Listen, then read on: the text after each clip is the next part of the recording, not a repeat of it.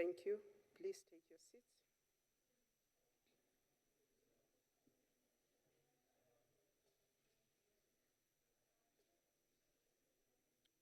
Order.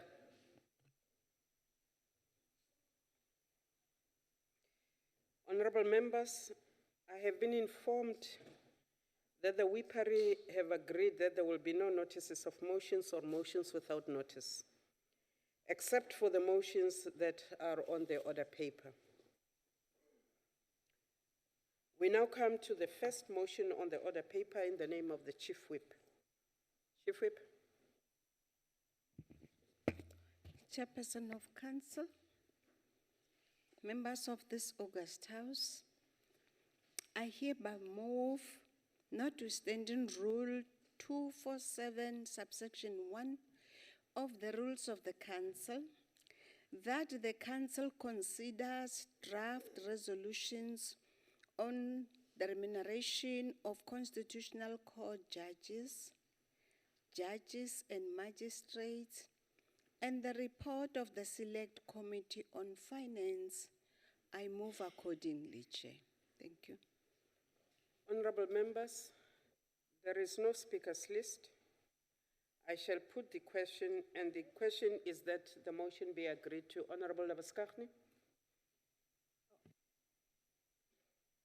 I wanted to raise a point of order before we agree to the motion, Chair.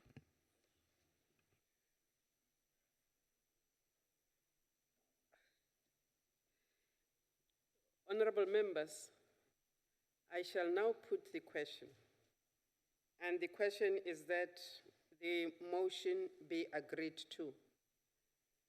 In accordance to Rule 71, I shall first allow the provinces the opportunity to make their declarations to vote if they so wish. Honorable Labaskachni. I don't want to make a declaration on the report. I want to make a point of order on the motion be put to the House. The first motion. The first motion. Please go ahead. Honourable Chair, Section 70 of the Constitution allows the Council to its own practice. Our law actually also allows to take into consideration common law, which is recognised in this Council as practices and processes followed previously up till now by this Council. The practice of any report to be ATC'd is thus not being followed with regards to report on the Select Committee on Finance. Subsequently, there will be no opportunity to acquaint ourselves before the report will be tabled in the Council today. Although the report is now on each one's desk, we didn't have time to read it and it has not been ATC'd. I urge the Chair to uphold the decorum which she always maintains as a priority in the NCOP. If this practice is allowed to be set aside today, it will set a precedence and will be in contravention with existing practice. I would thus like to move that the Council amends the motion and that the latter part of it is being removed. Thank you. Honorable Labaskachni, do I understand that you wish us to amend the first motion, which motion simply says that we must consider the draft resolutions on the remuneration of Constitutional Court judges and magistrates, and the report of the Select Committee.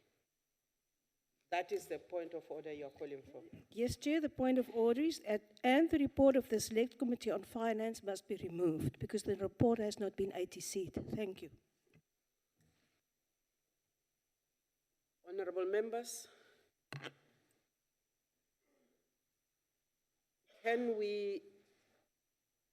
I be allowed to take advice on this matter?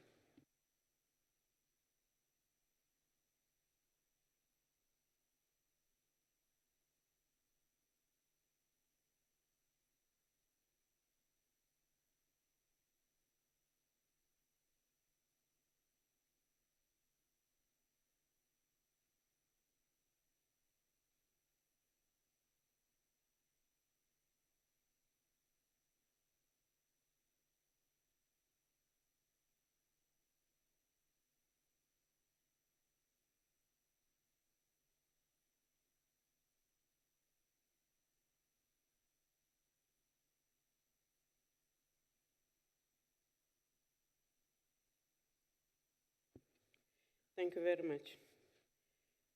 Honorable Member, there is a point of order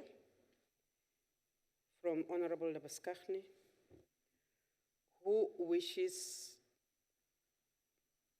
that the last part of the first motion, that the part that says, and the report of the finance, of the Select Committee on Finance, the Honorable Member says that that part should not be allowed because that report has not been ATC'd. The Honorable Labaskachny also said that alternatively she would like to amend the motion. I would like to avail you the opportunity to amend this motion because the Select Committee report should be the report that deals with the issue of the second and third motions. Honorable Labaskachny, would you like to make the amendment which you were suggesting to the motion? Thank you, Chairperson. I would amend the motion first on the order paper as follows. Draft resolution that notwithstanding Rule 2471, which provides that the sitting of the Council will be dedicated for oral questions, the Council considers draft resolutions on the remuneration of Constitutional Court judges and magistrates. That's the amendment of motion number 1. Honorable members, we now have a motion to amend motion number 1 on the order paper. I therefore must put the amended motion to the House first. Will the House agree to the amendment of the motion 1 as proposed by the Honorable Labaskachny?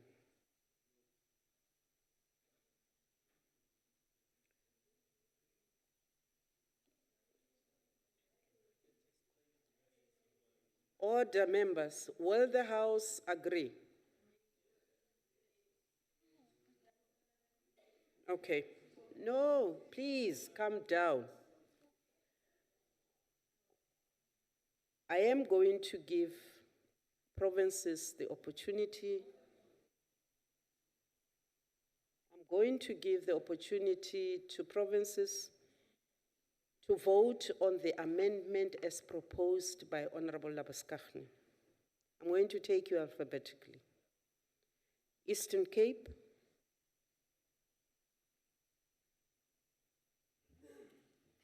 Eastern Cape, disagree. Free State, Thank you, Chairperson. Free State doesn't support.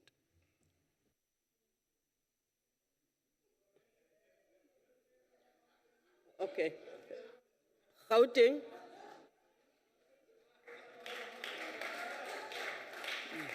Do not agree with the amendment. KZN, KZN disagrees. Limpopo, Limpopo ga e dumelelane le yona modulasetulo. order. I'm trying to track here. Mpumalanga, Mpumalanga doesn't agree. the Northern Cape, The Northern Cape doesn't agree, Chair. the Northwest,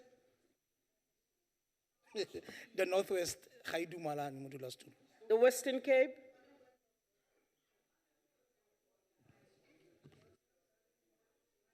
the order. The Western Cape, The Western Cape supports the motion.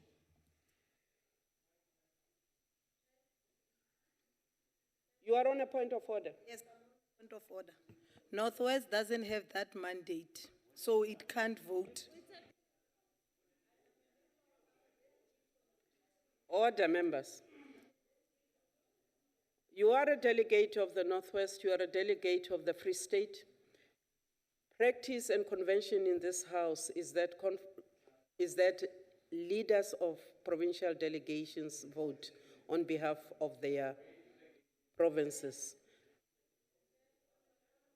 No, no member, I am addressing you on your point of order.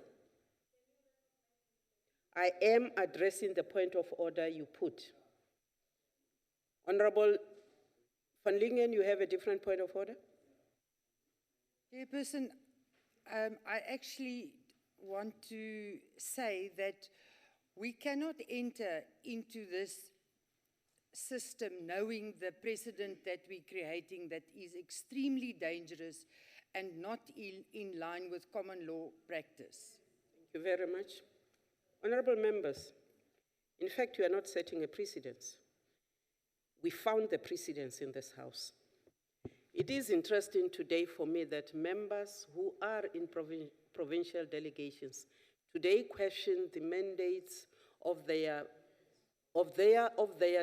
leaders of delegations, because the precedence you set is that you have always allowed the leaders of delegations to vote. Now, if members say to me today that in fact, before leaders of delegations, of provincial delegations vote, I must start off by asking this House whether delegations have met and have reached, then that is a separate thing. That would then be for the first time that this House will consider that matter. In the absence of that, we will do and consider and conclude this in the way we have done, and then go back to us to come back to the question which is very relevant, Memokweli, which you are addressing. Whether this House must in the future entertain asking provincial delegations whether they have actually arrived at a mandate. I'm taking no further points of order. No, please don't add on. I am taking no further points of order. We have voted. I want the results.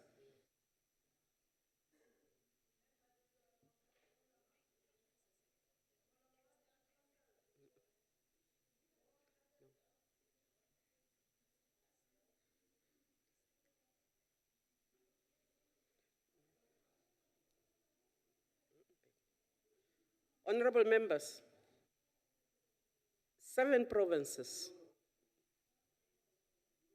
No, you agreed with the motion.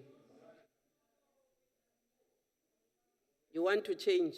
No, I am not changing. Chairperson, with due respect, I said Free State doesn't support. That is what I said. No, it's me who said it. Order. Chairperson, that is what I said. I can place it on record. That is what I said. I said Free State doesn't support. That is what I said. Honorable members, I may have heard wrongly, but I thought that the member said he supported.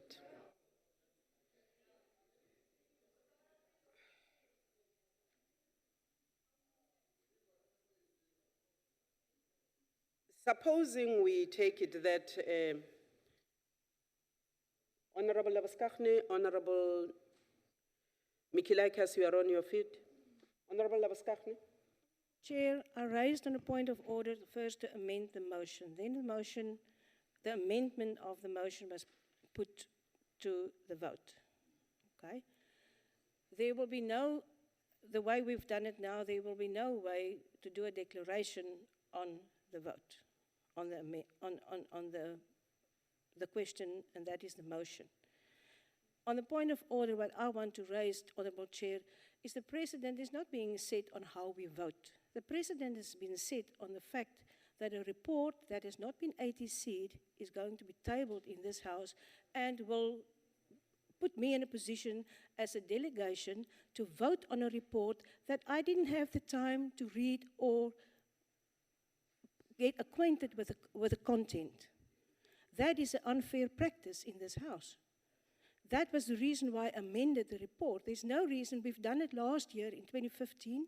We all got together because reports were not ATC'd. We rescheduled a meeting of this council to the next day, 9 o'clock in the morning, because reports were not ATC'd. Now we come here today And maybe because of pressure, maybe because of a clinch, whatever the reason, and we're not even nasty, we're just following the rules. And say the report with practices has been followed in the past in this house has not been ATC. Therefore, we can't discuss it. There's no reason that it can't be ATC today and be discussed tomorrow at 9 o'clock or 2 o'clock for half an hour. But if we follow that through, it sets a precedent for in the future that we can bring to this house whatever we want to without it being ATC. And this is not, that will not contribute to the status of the NCOP as a council. Thank you, Chair. Thank you very much. Honorable Labuskaghni, I also accorded you the opportunity to propose an amendment. You took the opportunity to propose the amendment to the motion. That amendment you proposed was put to the House to vote on. That amendment was put to the House to vote on. That vote has been carried, and now you want to open up and take the House back to the discussion as though an amendment has not been put.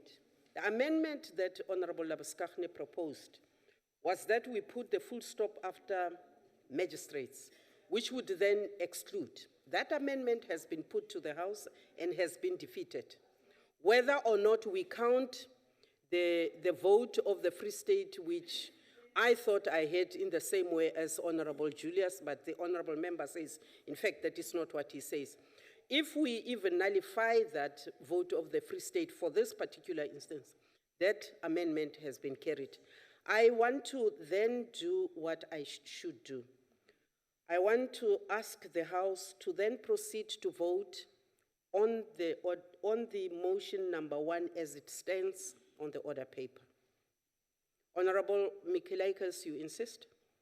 Thank you, Chairperson. On a point of order, and thank you for indulging. Chairperson, the Constitution specifically states that this Council must make decisions in a fair and transparent manner that is consistent with democracy. The report has not been ATC'd, and with the greatest of respect, Chairperson, I submit that since it wasn't ATC'd, this Council did not have the opportunity to scrutinize it before we make a decision. There's no way that this Council can objectively make an informed decision in such a manner, and that would result in it not being in a fair, open manner that's consistent with democracy. I therefore submit with the greatest of respect, Honourable Chairperson, that should we be put to a vote and Council decides to approve this document, that the decision to put it to a vote in Council would result in an unconstitutional decision. I do not want to, and I say it with the greatest of respect, I do not want to disagree necessarily with your decisions as the chairperson, but I would like to caution that should this be put to a vote and the procedure was unconstitutional, that we might face a very dangerous precedent. Thank you, Chairperson. Thank you very much, Honorable Mikelakis. It would seem to me, honorable members, you want to have your cake and eat it. There is a draft resolution. The draft resolution is put. There is a point of order. The point of order also offers an alternative. It says, allow me to make an amendment. Any amendment to a motion or statement is first put to the vote. That amendment is put to the vote. As it is put to the vote, it means we must now consider that which is here. I know what the Constitution says. It also says that the House can make its internal arrangements. In other words, the House can take a decision to suspend or to do whatever. Honorable Tibia. Chairperson, just on a point of clarity. The report was adopted yesterday by the Select Committee for Finance and the Standing Committee for Finance jointly. The Standing Committee for Finance report was ATC'd, as appeared on page 30 of the ATC of today. I recognized this morning, 6:45, when I went down to the stores to get the ATC paper. I immediately phoned the manager of the unit, Advocate Tau, and I engaged with Advocate Mandela, Secretary of the NCOP, what now? And I was advised this document will be tabled today, as is on the desks of honorable members, as ATC. And that is the correct procedure until now that was followed, Honorable Chairperson. The content of this document is precisely the same, word by word, comma by comma, point by point, as the Standing Committee for Finance as ATC. Thank you, Chair.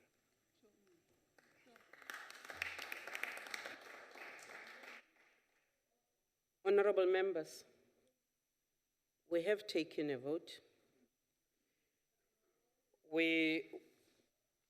We have taken a vote on the matter.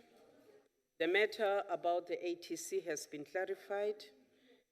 The point I can now deduce from what Honorable Labuskaghni is raising is that because two committees considered the same issues, the two committees should separately have ATC.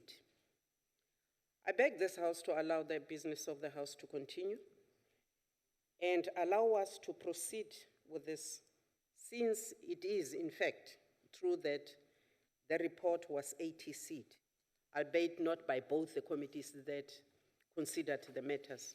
We will find out why and how it comes that when two committees consider the same report, one is ATC'd and the other one is not ATC'd, and get back to the House.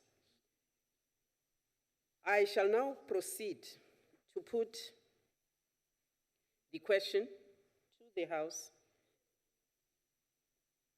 Honorable Yasak.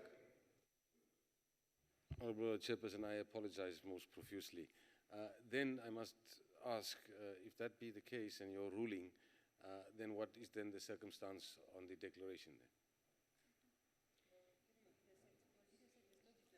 then? I'm addressing the chairperson. The Honorable Labuskaghni said there was no point of declarations. I can let her repeat herself because no order.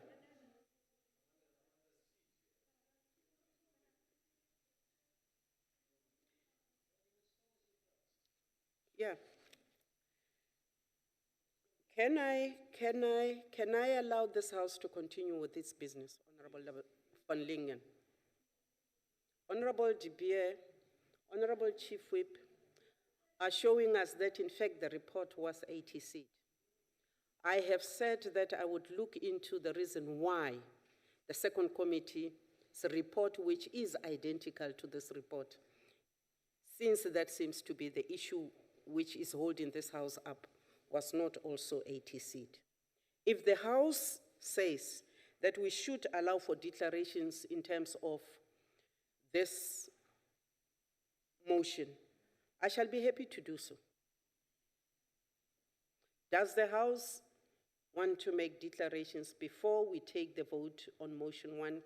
Because we dealt with the amended version of motion 1.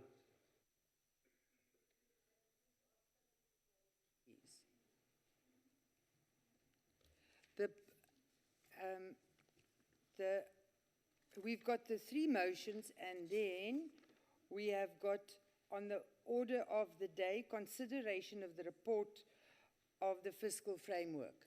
If you seem it not fit to do a declaration now, will we be allowed to do a declaration once we get to the order of the day? Ma'am, I did, and I'm going to be very slow. Order.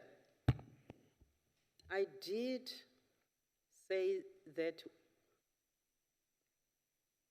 provinces, members, can make their declaration. It is the Honorable Labuskaghni who did not see the point to continue with that. I have just put that same question to the House, whether the House wants to make declarations. I have not closed the door on declarations. So I do not wish to be misunderstood. If members wish to use their 3 minutes to make declarations, they are free to do so now. Does any member wish to make a declaration? We are still on the first motion. None. Okay, I'm going to take the vote on motion 1. No, honorable members, let's be very clear. There is a motion. You propose an amendment on the motion. I need to know that the main motion, which was amended, is carried by this House so that we can proceed. And that is the question I'm putting to this House now. Will leaders of delegations please vote on motion number 1? Unless you wish to make a declaration again on motion number 1 after proposing an amendment to it. Honorable Labaskachni, I really do not understand now. Please take your... Thank you, Chair. I understand now that I am allowed to make a declaration on the motion now. Yes, please proceed. Thank you very much, Chair. Chair, I want to put to the House that the Western Cape do not support the fact that the motion is going to be carried in the House based on the fact that in the ATC, as Honourable De Beer alluded to, is it ATC as the report of the Standing Committee on Finance on the 2016 Fiscal Framework and Revenue Proposals dated 8th of March, and the report that's in front of us that's not been ATC'd is a report of the Select Committee on Finance on the 2016 Fiscal Framework and Revenue, and therefore it should be ATC'd as a separate report, otherwise it should have been indicated as a joint committee and a report simultaneously ATC to both houses. I further want to say in this declaration that I want to allude to Honourable Mikalakis' proposal, or that what we're doing in this House at the moment is not fair, because the precedent has been set now today that whenever in the next term that any report can be dealt in this House by putting the motion on the order paper, knowing that 8 provinces will outvote 1 province. That is not a fair practice in this House, and we will take this up further. Thank you. And it's not according to the Constitution. Thank you. Thank you. Is there any other member who wishes to make a declaration? None? I put the question, and the question is that the first motion be agreed to. Eastern Cape? Eastern Cape support, Chair. Free State. Free State. Free State support. Gauteng. Gauteng agrees. KZN. KZN support. Limpopo. Limpopo ya dumela mdulasetulo e Mpumalanga. kgotsofetse. Mpumalanga iyavuma. Northern Cape. Cape agrees, Chair. Northwest. Okone bophirima ya dumalana. Western Cape. I strongly object. Thank you. All 9 provinces have voted. 8 provinces are agreed. 1 province is against.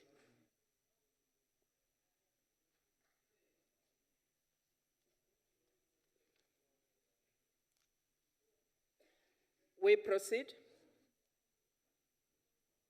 On what point are you rising on, Honorable Julius? I humbly apologize for going back, but can a province vote yes on both?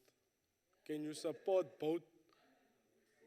Obviously, it's not the same, but 1 province voted the same on both, Chairperson. I note what you are saying, Honorable Member.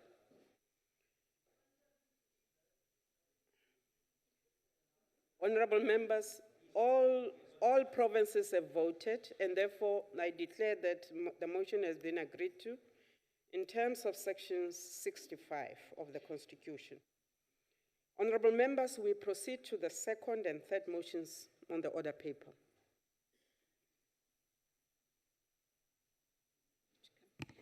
Chairperson of the Council, thank you very much for this opportunity. I hereby move that the Council resolves in terms of Section 15, subsection 4, subsection B, Roman figure 1, of the Judges' Remuneration and Conditions of Employment Act, number 47 of 2001, as amended by Section 15 of the Judicial Officers Act, number 28 of 2003, to approve in whole the rate of salaries and allowances payable to Constitutional Court judges or judges as determined by the President of the Republic of South Africa in the draft notice and schedule of 23rd February 2016, which was tabled in the Council on the 3rd of March 2016. I move accordingly, Chair. Honorable Klimbi.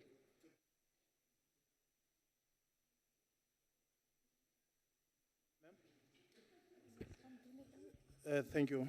Can I come over there?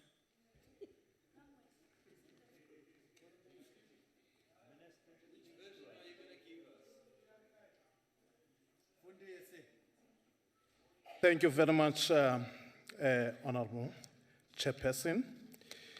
Chairperson, in terms of Section 21A of the Judges' Remuneration and Condition of Employment Act of 2001, Constitutional Court judges and judges are entitled to earn annual salaries and such allowances or benefit as determined by the President from time to time by notice in terms of Gazette and approved by Parliament in terms of Section 2(4) of the Act.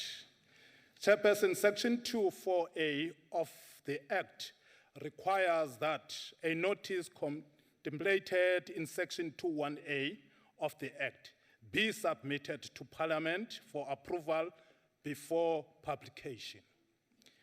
On 2nd of March 2016, the Select Committee on Security and Justice received a briefing from the Department of Justice and Constitutional Development in relation to the proposed increases in salaries of the Constitutional Court judges and judges as set out in draft notice by the President that had to be approved by the Houses of Parliament. The final recommendation for the salaries increase of the Constitutional Court judges and other judges is 4.4% with effect from 1st April 2015. The Select Committee on Security and Justice, having considered the draft notice and schedule submitted in terms of Section 2(3)B of the Judges' Remuneration and Conditions of Employment Act, Act number 47 of 2001, determining the rate at which salaries are payable to Constitutional Court judges and judges annually, effect from 1st April 2015, referred to it, recommends that the Council approve the said draft notice as scheduled. Thank you very much, Chairperson. Honorable Klimbi, does your report cover both? No, ma'am. I can go to the magistrate, ma'am. Please do. Thank you very much. Thank you, Chairperson.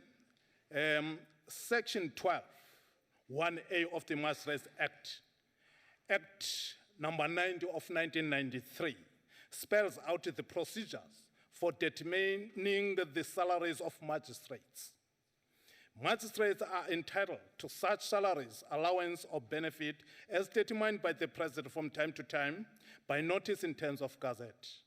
After taking into consideration the recommendation of the Independent Commission for Remuneration of Public Office Bearers, established under Section 2 of the Independent Commission for the Remuneration of Public Office Bearers, Act number 92 of 1997. and approved by the President in terms of subsection 3. Section 12.3a provides for such a notice as contemplated in Section 12a, a notice issued under subsection 1a must be submitted to Parliament for approval before publication thereof. On 2nd March 2016, the Select Committee on Security and Justice received a briefing from the Department of Justice and Constitutional Development in relation to the proposed increases in the salaries of the magistrates, as set out in a draft notice by the President that had to be approved by the both houses of Parliament. For this year, the final recommendation was following: A, 5.5% from the position of the special grade chief magistrate to the position of the chief magistrate. B, 6% from the position of the senior magistrate to the position of the magistrate. Therefore, the Select Committee on Security and Justice, having considered the draft notice and schedule in terms of Section 12.3 of the Magistrates Act of 1993, that is Act number 90 of 1993, Chairperson, determining the rate at which salaries are payable to magistrates annually with effect from 1st April 2015, referred to it, recommends that the Council approve the said draft notice and schedule. Thank you very much, Chairperson. Thanks a lot. Thank you. There being no further speakers on this matter, I shall put the second motion on the order paper. And the question is that the House agrees to the second motion on the order paper. I proceed to the provincial heads of delegations, the Eastern Cape. The Eastern Cape support, Chair. Free State. Thank you, Chairperson. Free State fully support. Gauteng. Gauteng agrees. KZN. KZN support, Chair. Limpopo. Limpopo supports. Mpumalanga. Mpumalanga iyachesa, Chair. Northern Cape. Northern Cape agrees, Chair. Northwest. Northwest agrees. Western Cape. Weskaap stem saam. Thank you very much. All 9 provinces have voted. All provinces have agreed to, and therefore this is carried in terms of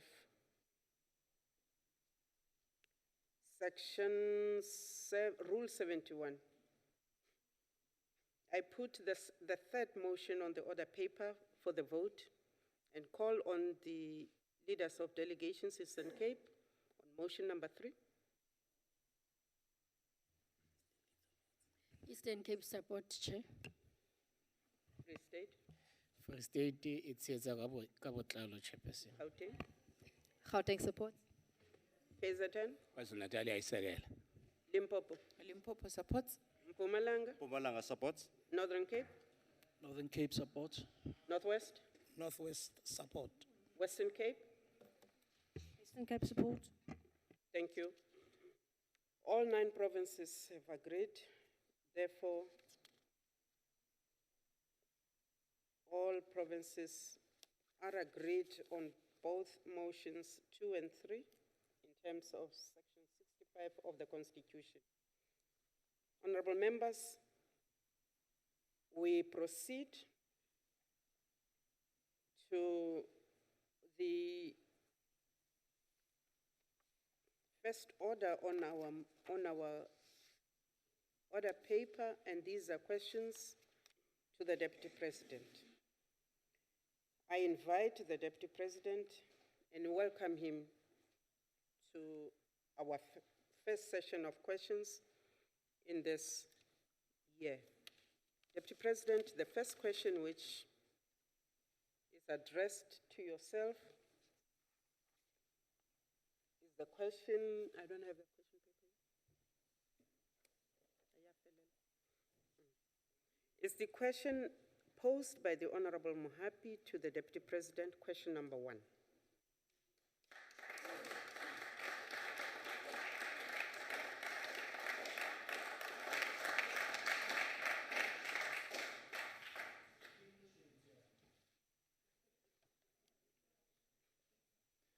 Honorable Chairperson of the Council of Provinces, honorable members, the South African government's program to transform our society and indeed to transform the economy of our country is clearly set out in our National Development Plan. This plan, supported by the majority of our people and indeed by many parties in our parliament, addresses the challenges that we face, principally poverty, unemployment, as well as the divisions on the basis of race, class, and gender.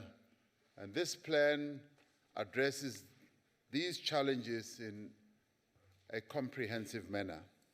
It acknowledges that the divisions that our country faces are perpetuated by both racist and sexist attitudes and practices, by unequal economic and social relations. Government has taken a number of concrete steps to eradicate the material basis of racism, sexism, and class division in our country by working to ensure equal access to education, equal access to health care, to housing, social grants, and a number of other basic services that are available to our people.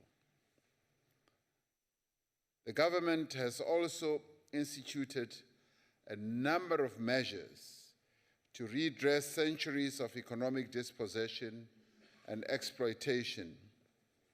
And a number of these measures include employment equity measures, land restitution and land reform,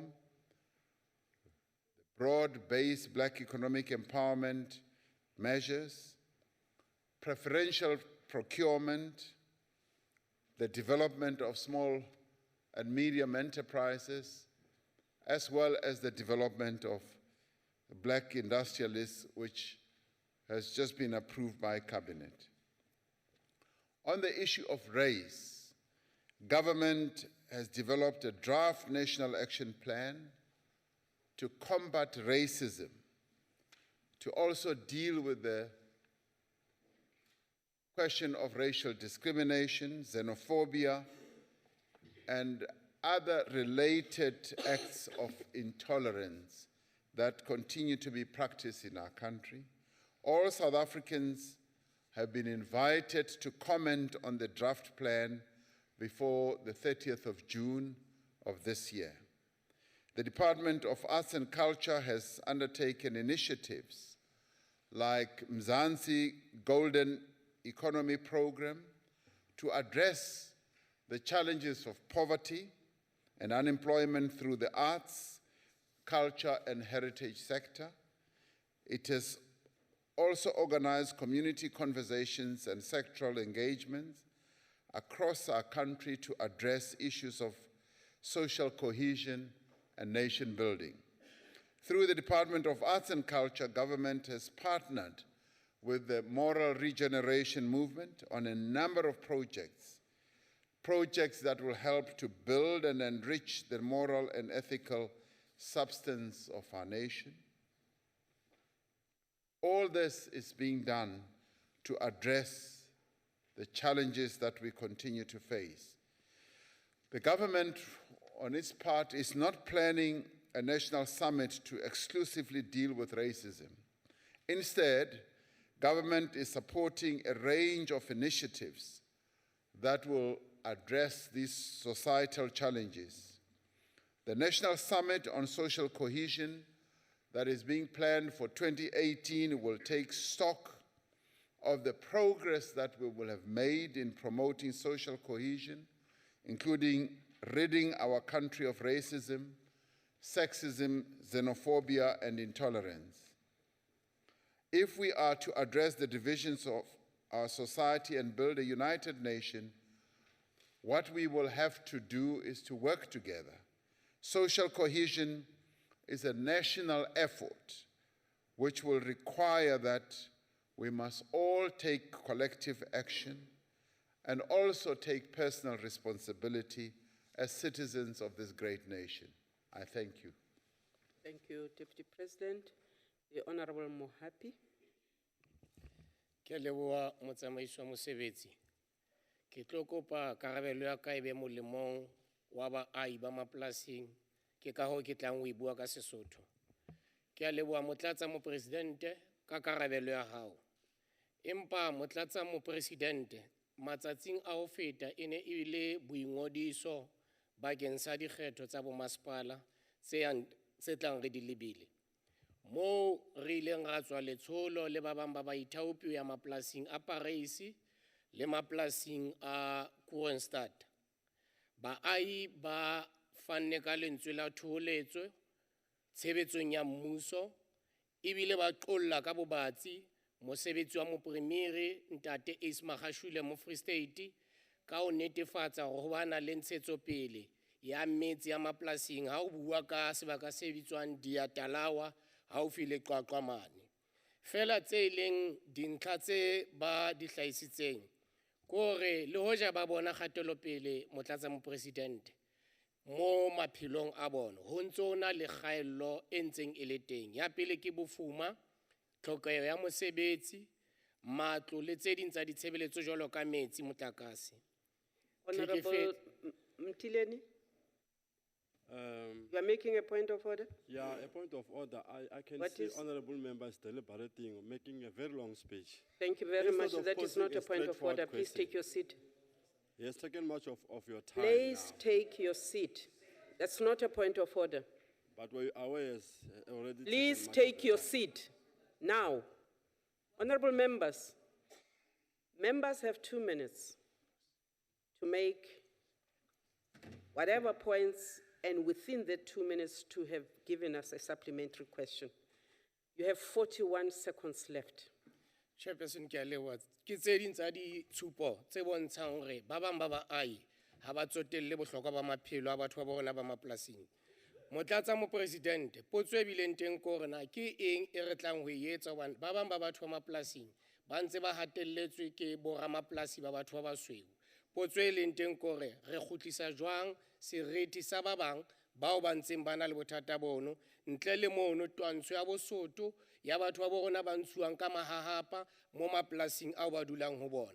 Ya ho qetela re etsa eng hobane boholo ba bona ba ne ba bile ba tjho ba re le dikgethong ba batla ho ya mara ka tlhekefetso e ba nang le yona ba ba discouraged. Potso e leng teng ke hore ke eng e re ka e etsang kapa e mopresidente le ofisi ya hae le wena le kang o e etsa ho tshehetsa batho bao ho kgutlisa tshepo ho bona. Ke a leboha. O na le sebaka sa metsotso e mebedi ho etsa supplementary question e le nngwe. Wena o botsitse tse 4.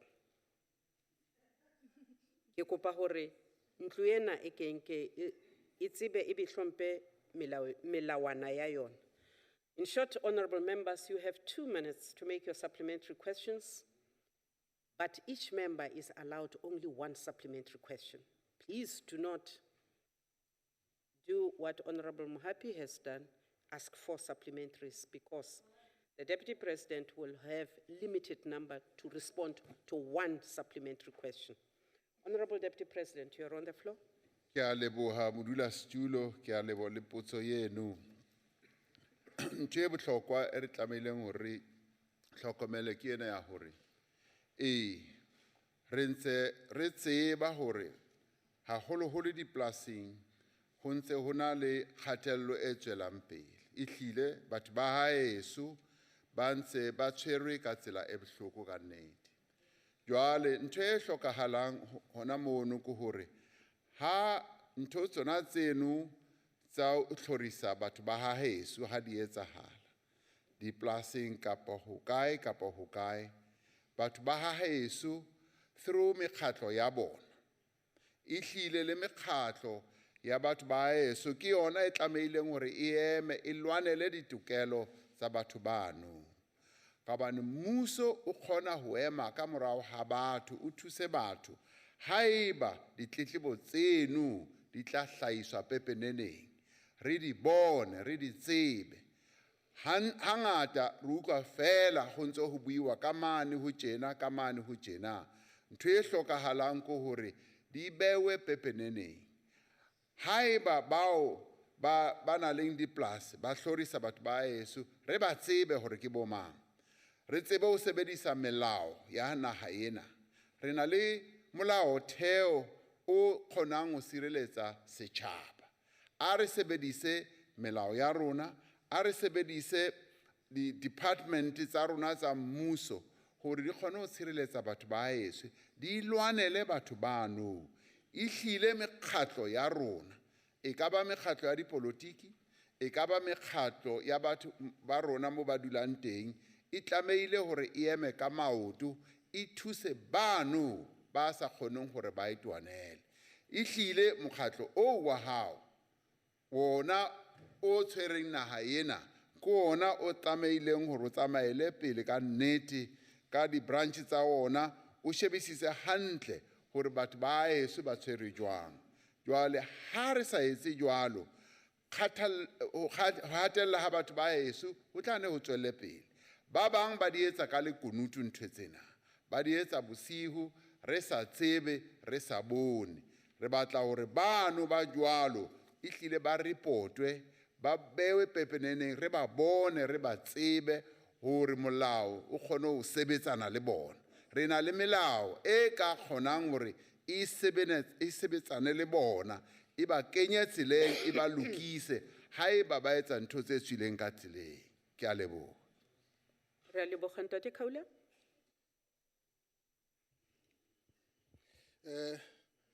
Thank you very much, Honorable Chairperson, Honorable Deputy President.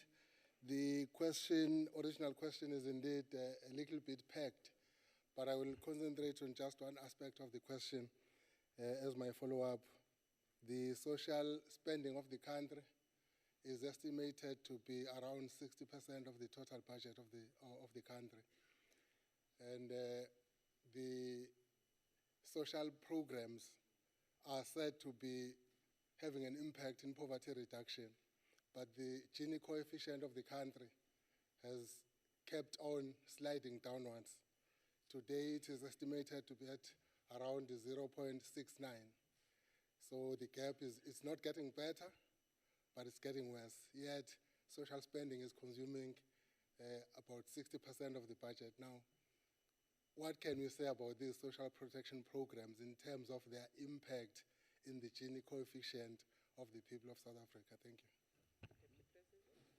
Thank you. Thank you, Madam Chair.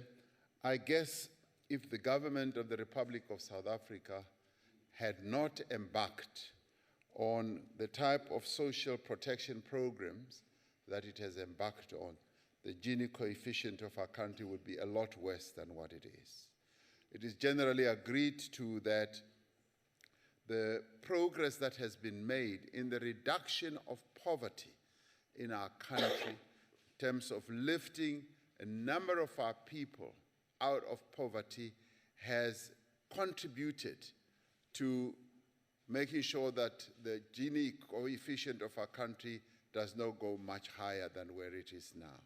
Now, a number of measures have to be taken to make sure that we see a greater improvement, and it has to do with the reduction of inequality in our country. Many measures are being taken, and one of those is income inequality. There continues to be income inequality in our country, and there continues to be asset poverty in our country. Now, these are measures that we are addressing. Right now, the government is involved in a process which is government initiated, in which a number of role players, social partners are participating in, of addressing the issue of a national minimum wage. And in many countries where minimum wage has been instituted, it has led to an improvement in the Gini coefficient. And we can quote a number of countries. Brazil happens to be one of those countries where after the national minimum wage was instituted, the Gini coefficient then improved. So, and inequality started reducing. So we are looking at a number of measures. We are not standing at a standstill. We're looking at various measures to do what? To improve the quality of life of our people and to reduce inequality, and in the end, to eradicate poverty in South Africa. So that is one of the many measures that are being taken. The improvement of education is going to directly lead to an improvement of the Gini coefficient. And of course, the performance of our economy, once the economy starts performing at higher levels, we should be able to see a greater improvement. A combination of all these measures will, in time, lead to the reduction of our Gini coefficient. I'm confident about that, and it is going to happen. We live in a country of great opportunity, and all we have to do is to go and grasp those opportunities and in a committed way, without theorizing, without hallucinating, deal in a very practical way, in ways of improving the lives of our people. That is what the African National Congress is committed to. Thank you.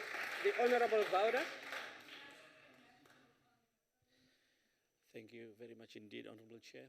I greet everyone with Assalamu alaikum. Through you, Honorable Chair, Honorable Deputy President, in South Africa we have a huge problem that is facing us regarding the issue of the racial divide in this country. This racial divide is based largely on a huge socio-economic discrepancy that exists in this country. When we make attempts at present to solve these problems working within the confines of the very same socio-economic systems that were established pre-democracy, then what we do, Honorable Chair, is we continue to promote the divide that presently exists. What we are saying is that these extreme disparities require extreme solutions. And we need to look in South Africa as a matter of urgency in order to redress the socio-economic divide and to address the issue of racism, which is raising its head in a very concerning manner. We see at present on our campuses in this country. What we need is to look very seriously at issues that would assist us to redress the socioeconomic disparities, and these include the issue of land, the issue of salaries, the issues that would help to raise the standard of people in this country. And when that happens, then we will begin to see how our people will come together and we will seriously begin nation building in this country, which is what we need as a matter of urgency. What is the government going to do to ensure that we redress these issues, taking very extreme measures in the short term? Thank you, Honorable Chair. Honorable Deputy President. Madam Chair, the government is hard at work to do precisely the issues that the honorable member has cited. We are at work to address the issue of land. Land is being addressed in a focused manner. Many of our people are hungry for land. Land remains a key challenge that we as South Africans must all face. And we are using a number of approaches, programs to address the land question. There's land restitution. A lot of money has already been paid out to take back the land that was taken from our people within the confines of our Constitution. And the constitutional parameters are being utilized to deal with the land question. There's the land reform program, and the Department of Rural Development and Land Reform is precisely busy with all that. And at the agricultural level, a number of our people who want to work the land are being given assistance. Of course, more can be done and should be done, and we are committed to do precisely that. We're also focusing on a number of other things that are going to economically empower our people. And as I said earlier, education is one of those. Education continues to occupy a fairly important place in the budgetary process of our country. Health is another area. And we are doing a lot to deal with the historical imbalances that we inherited. And remember, we did not inherit a clean sheet. We inherited a history of dispossession, a history of racial division, a history of oppression and exploitation. And what we needed to do was to deal with that. And we are essentially dealing with three things at one go. We're dealing with our past, trying to correct that past and redress that past. We're also dealing with our present. But as we deal with our present, we also have to focus our eyes on the future. Hence the National Development Plan, which will take us to 2030, so that in 2030, South Africa is a completely different country from what it is today. We have a long-term plan. We don't just have a present day plan.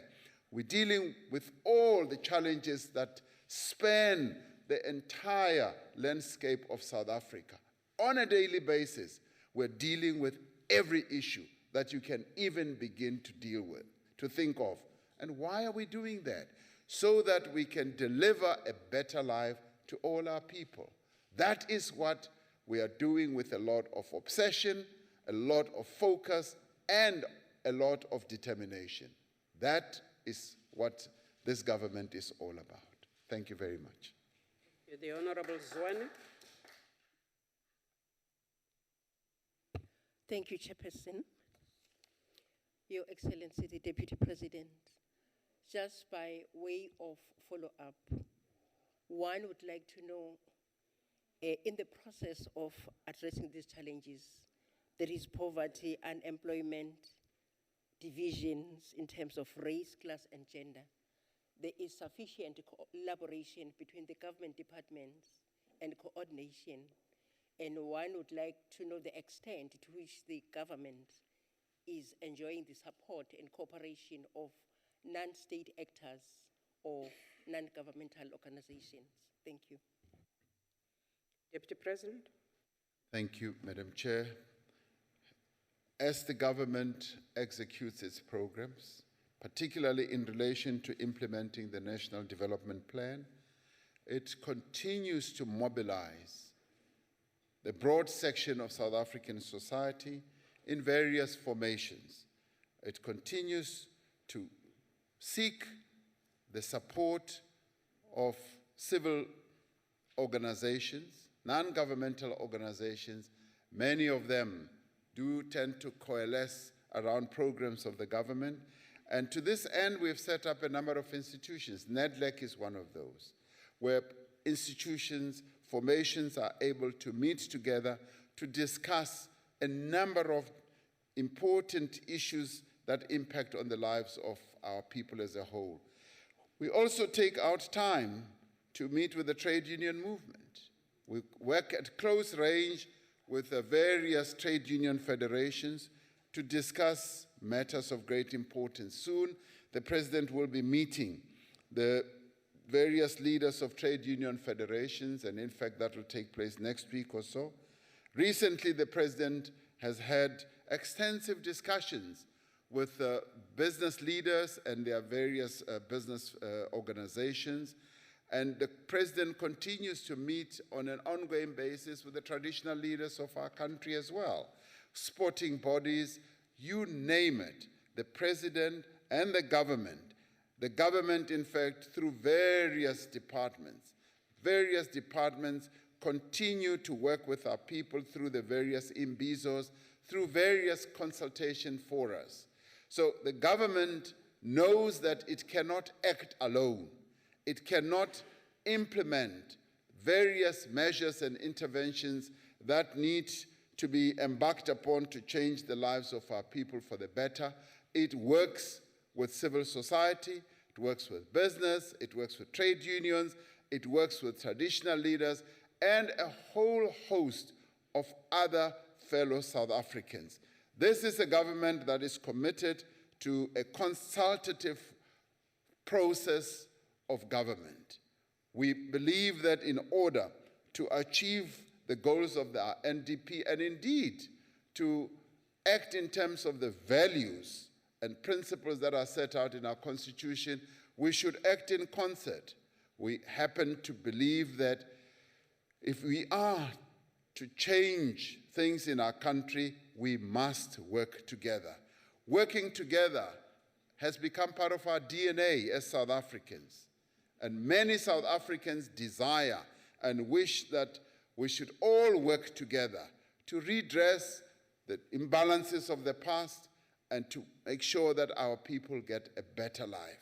And this is the key hallmark of how we as South Africans need to work and how we need to approach the challenges that we have as a nation. Thank you, Madam Chair. Thank you, Deputy President. That was the last supplementary on question 1. We proceed to question number 2, posed by Honorable O.J. Sefako. Deputy President.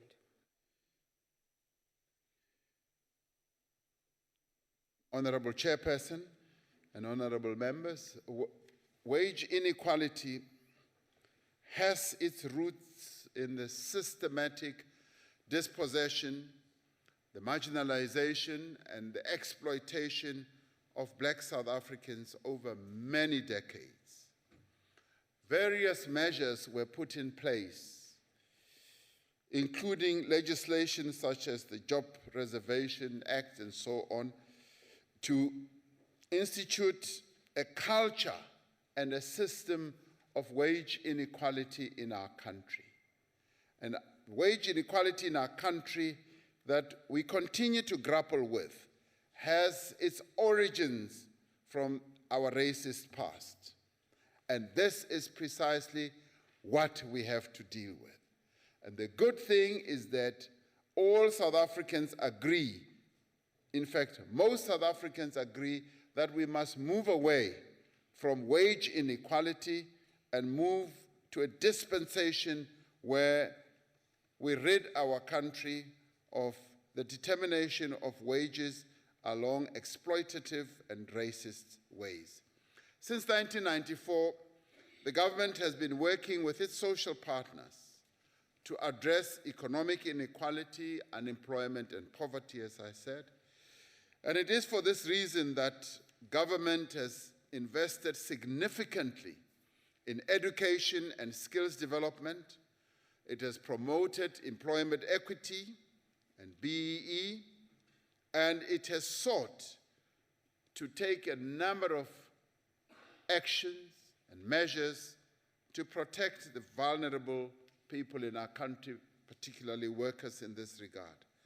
Among the mechanisms currently being pursued to address wage inequality, as I said earlier, is to establish a national minimum wage. Now, deliberations are currently underway in NEDLAC, and they are now beginning to focus on the structure and the level of the national minimum wage. All parties, social partners in NEDLAC, having accepted and agreed to the need for a national minimum wage in South Africa. That was like a milestone event that everybody now agrees and has embraced the notion that South Africa should have a national minimum wage. Alongside other measures, the national minimum wage can contribute significantly to reducing wage inequality by raising the income of the lowest paid workers.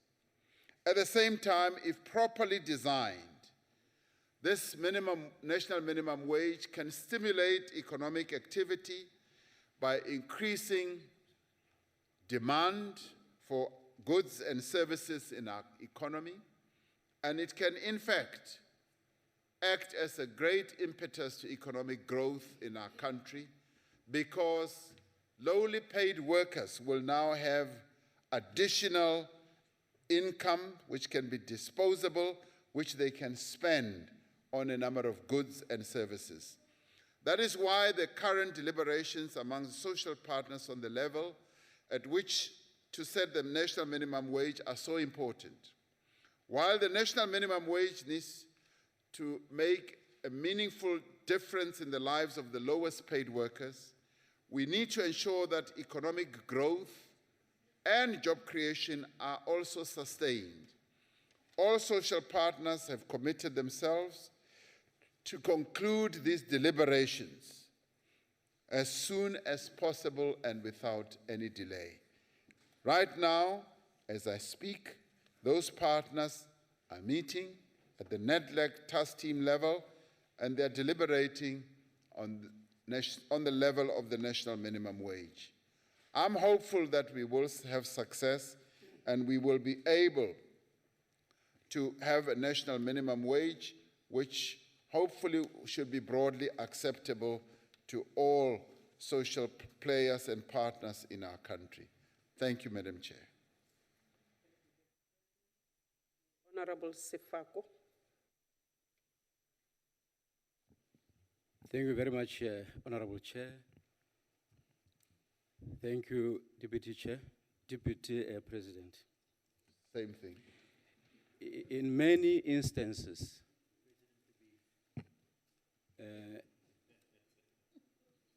the wage inequalities is as a result of high exploitations of the workers, particularly the farm workers and workers in the factory floor, who happen to be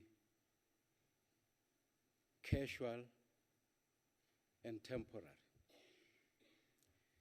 The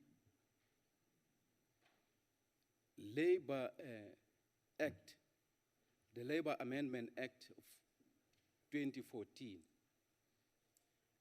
ushered hope and inspirations to the labor sectors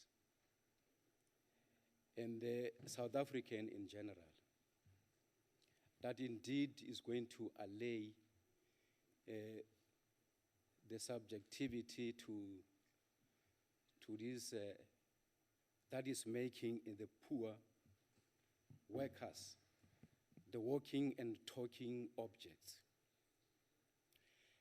The question is, what is it that South Africa is doing to ensure that such behavior is not continue, so that the workers can indeed end up also enjoying the wealth of this country? Thank you very much, Chair. The Honorable Deputy President. Thank you, Madam Chair. The government has, for quite a while now, been taking active measures to address the plight of working people, particularly the lowest paid workers in our country. And to this end, a number of sectors in our economy are covered by sectorally determined minimum wages. Right now, up to 46% are covered, workers that is, are covered by sectorally determined minimum wages. 32% are covered by negotiated minimum wages, and 22 are not covered at all. Now, the government is concerned about this, and it is for this reason that these sectoral minimum wages were set in place, particularly for farm workers, for domestic workers, and a number of other workers who are at the bottom of the income rung. And government will continue to seek ways to protect working people through the Labor Relations Act and through a number of other measures and regulations because this government wants to improve the lot of working people, particularly the vulnerable workers in our economy. And it will continue to do so. And as I was saying earlier, the institution of a national minimum wage is going to take this protection to a much higher level.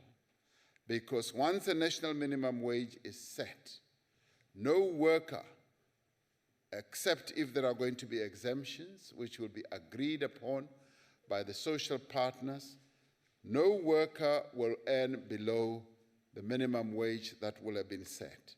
And that, in more ways than one, will have set in place one of the strongest protection measures for working people in our country. And indeed, if you look at their situation, the conditions of employment have also improved quite dramatically over the years. The issue of the easy dismissal of workers is no longer what it used to be in the past. Safety has also improved quite a lot, and there's greater protection for workers when they are working in unsafe areas. So the government has been taking active steps, apart from focusing on the incomes of workers. It has also been looking at the conditions of employment of those workers. So measures are in place, and they'll continue to be improved. But let me end up by saying, we are fortunate to have a very strong trade union movement in our country, which has been acting as the shield and the guardian of many workers. Working together with government, we've been able, with the trade unions in our country, to make great advances to give working people in our country better conditions of employment. And as I say, much more still needs to be done. When national minimum wage is in place, things will have moved forward a great deal. Thank you, Madam Chair. Thank you, Deputy President. The Honorable Mokwele. Ke a leboga modulasetulo. Deputy President, it is not because we enjoy repeating ourselves in the House. Millions of South Africans out there are exploited. Some of them are paid with liquor, alcohol. Some are paid with vegetables, and I think that one you know very well. And most of them are unable to put bread on the table of their families, let alone to pay fees for studies of their kids. We cannot sit here and discuss minimum wage for more than 50 years. It is time now that South Africans know when, yes, during your Freedom Charter adoption, you must go back to your history. You must go back to your history. When will South Africans, especially the working class, will know?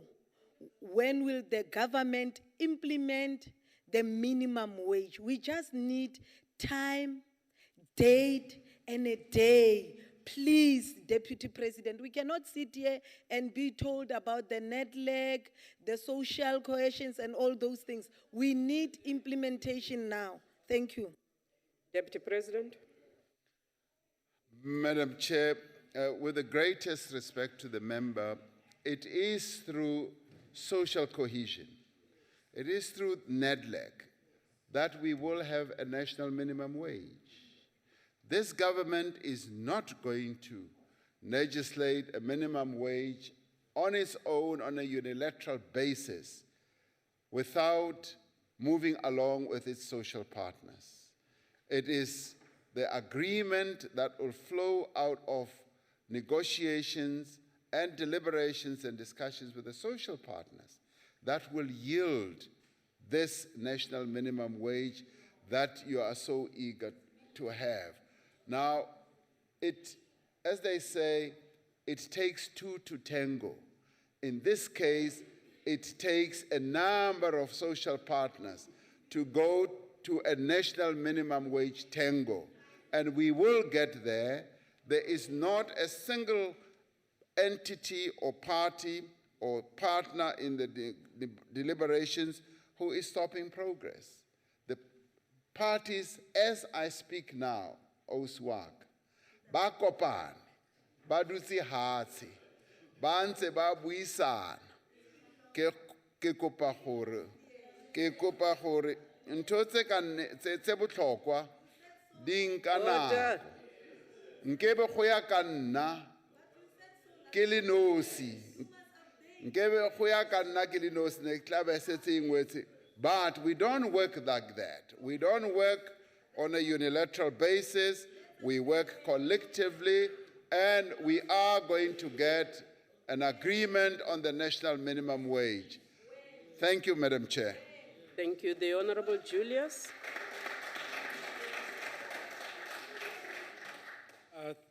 Thank you, Chairperson. Order. There is a speaker on the floor. Honorable Deputy President, I do not agree with you on the minimum wage first. Before I ask my question to use up my 2 minutes, I think it will increase unemployment because it only caters for the employed. You are a businessman yourself. If you have to pay more, you will hire less. That is the business. The president said himself, the economy must create jobs. So I think it is a bit reckless and not well researched to implement it on a full scale. We should really look at it and what the impact will be on that. Nevertheless, Deputy President, the projected economic growth stands at 0.8. I think the President advised that last week, down from 2% for 2015 and the 1.5% as per the medium-term budget of October. Now, BBEE can only work if jobs are created. I think you have to agree with me on that one. We can only create jobs if there's economic growth. Now, I need to know, do you agree that without economic growth, BBEE and other policies of government will work slow or not at all? Because we need to be fair to South Africans and honest and tell them that there's a projected economic growth that doesn't look good. And we stand here and we say we will create 6 million jobs. Honorable Julius. In effect, do you agree with that? Thank you. Your time. Asante. Deputy President. Thank you, Madam Chair. Let me say there is ample research that proves that depending on the level where you set your minimum wage, once it has been set, it can actually lead to the improvement of the income of a number of people. For a while, it is possible that there could be job shedding. But if you have set the minimum wage at a level where it can put more money into the pockets of the lowest earning workers, what that does is that they use that extra money to buy more goods and services. That then can lead to more demand and more people then get employed. And when that happens, it then begins to fuel another spate of growth in your economy. Now, that has been done and tested in other economies. So we're not sucking eggs, we're not sucking hot air. It is something that has been tested elsewhere. Now, and let me assure you, in traversing this route of moving towards a minimum wage, all the social partners are walking this road together and agree that we should have a national minimum wage. The issue is going to be the level. We are enjoying a high level of expert advice from the International Labour Organization, from countries such as Brazil, Germany, the United Kingdom, Malaysia, you name them. We are traversing this road with our trade unions, our social partners, business and government, and we are united in saying, if we craft it at a level where we can promote job creation as well as, to a large extent, try and ameliorate massive job losses, we could see greater demand of goods and services in our economy. Coming back to the issue of growth and broad-based black economic empowerment, the two are not mutually exclusive. It is not a chicken and egg situation, what should come first. If we are serious about correcting the imbalances of the past, we have to embrace black economic empowerment. Because if we don't, we will not have the growth that we dream about. And in fact, we could have a regression. Because those who are not empowered then do not become part and parcel of the economic growth that the country should have. So what needs to be done is that we've got to embrace both and say, we are going to take these challenges with the scruff of its neck. We are moving forward. We are going to move forward with black economic empowerment, and we are also going to generate growth.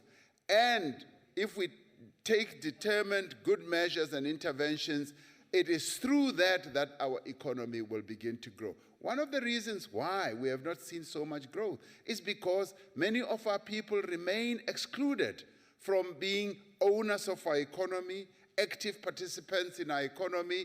They are just bystanders or just laborers. Unleash the levers of our economy, and we will see growth. Thank you very much.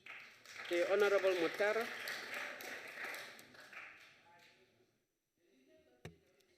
Thank you, Chairperson.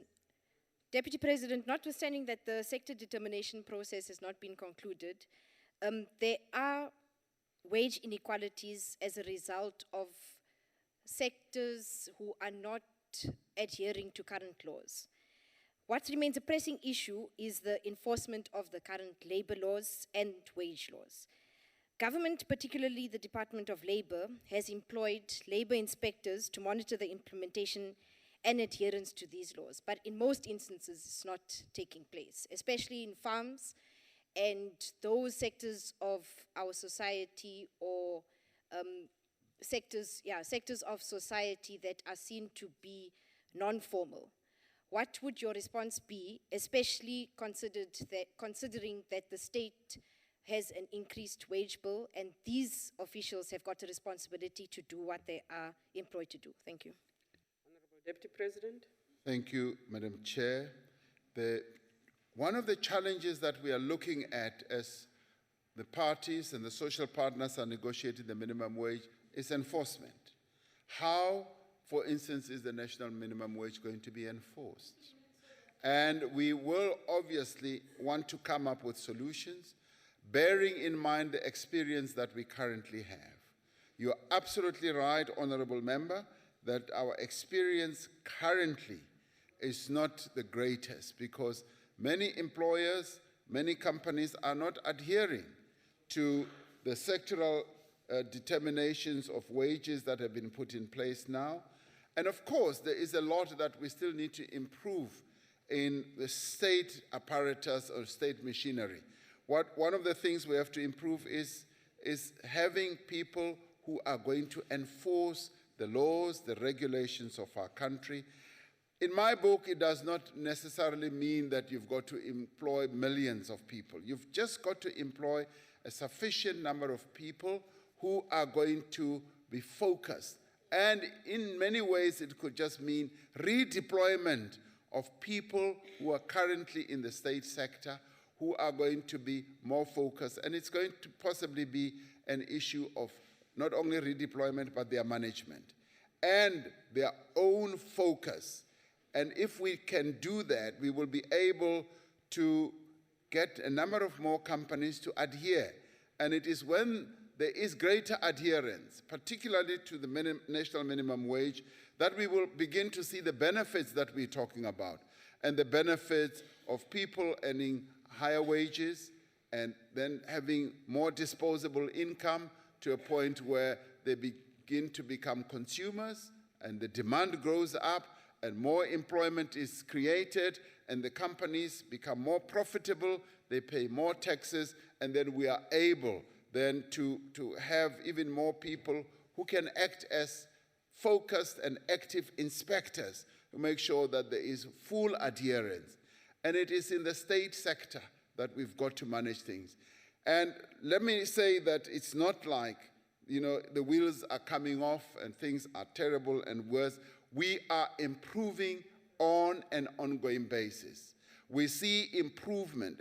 As we look closely at the management of processes in government, we see a consistent improvement, and that is what we should rely on. We are going to get better even to manage adherence and compliance to the national minimum wage. And that is why many of us are so looking forward to the institution of a national minimum wage, because there will be better enforcement. Thank you, Madam Chair. We proceed to the third question in the name of the Honorable Smith, Deputy President. Thank you, Honorable Chair. The Intergovernmental Technical Working Group was reconstituted in 2015 to develop a comprehensive national food and nutrition security plan for South Africa. The Technical Working Group has utilized diverse mechanisms to consult with key stakeholders, and it has received quite a number of submissions. The inputs received from a range of stakeholders have been incorporated into a draft plan. Further consultations will be conducted with provincial government as well as key stakeholders prior to the finalization of the plan. This work is critical, particularly in the light of the current drought in our country that is having a severe impact on food availability.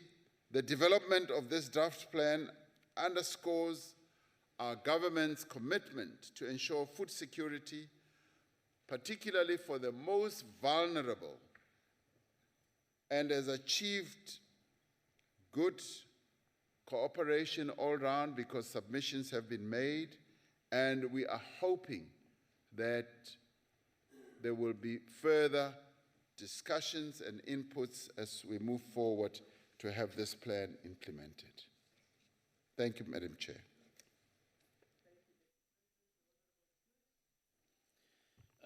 Thank you, Honourable Chairperson, Honourable Deputy President.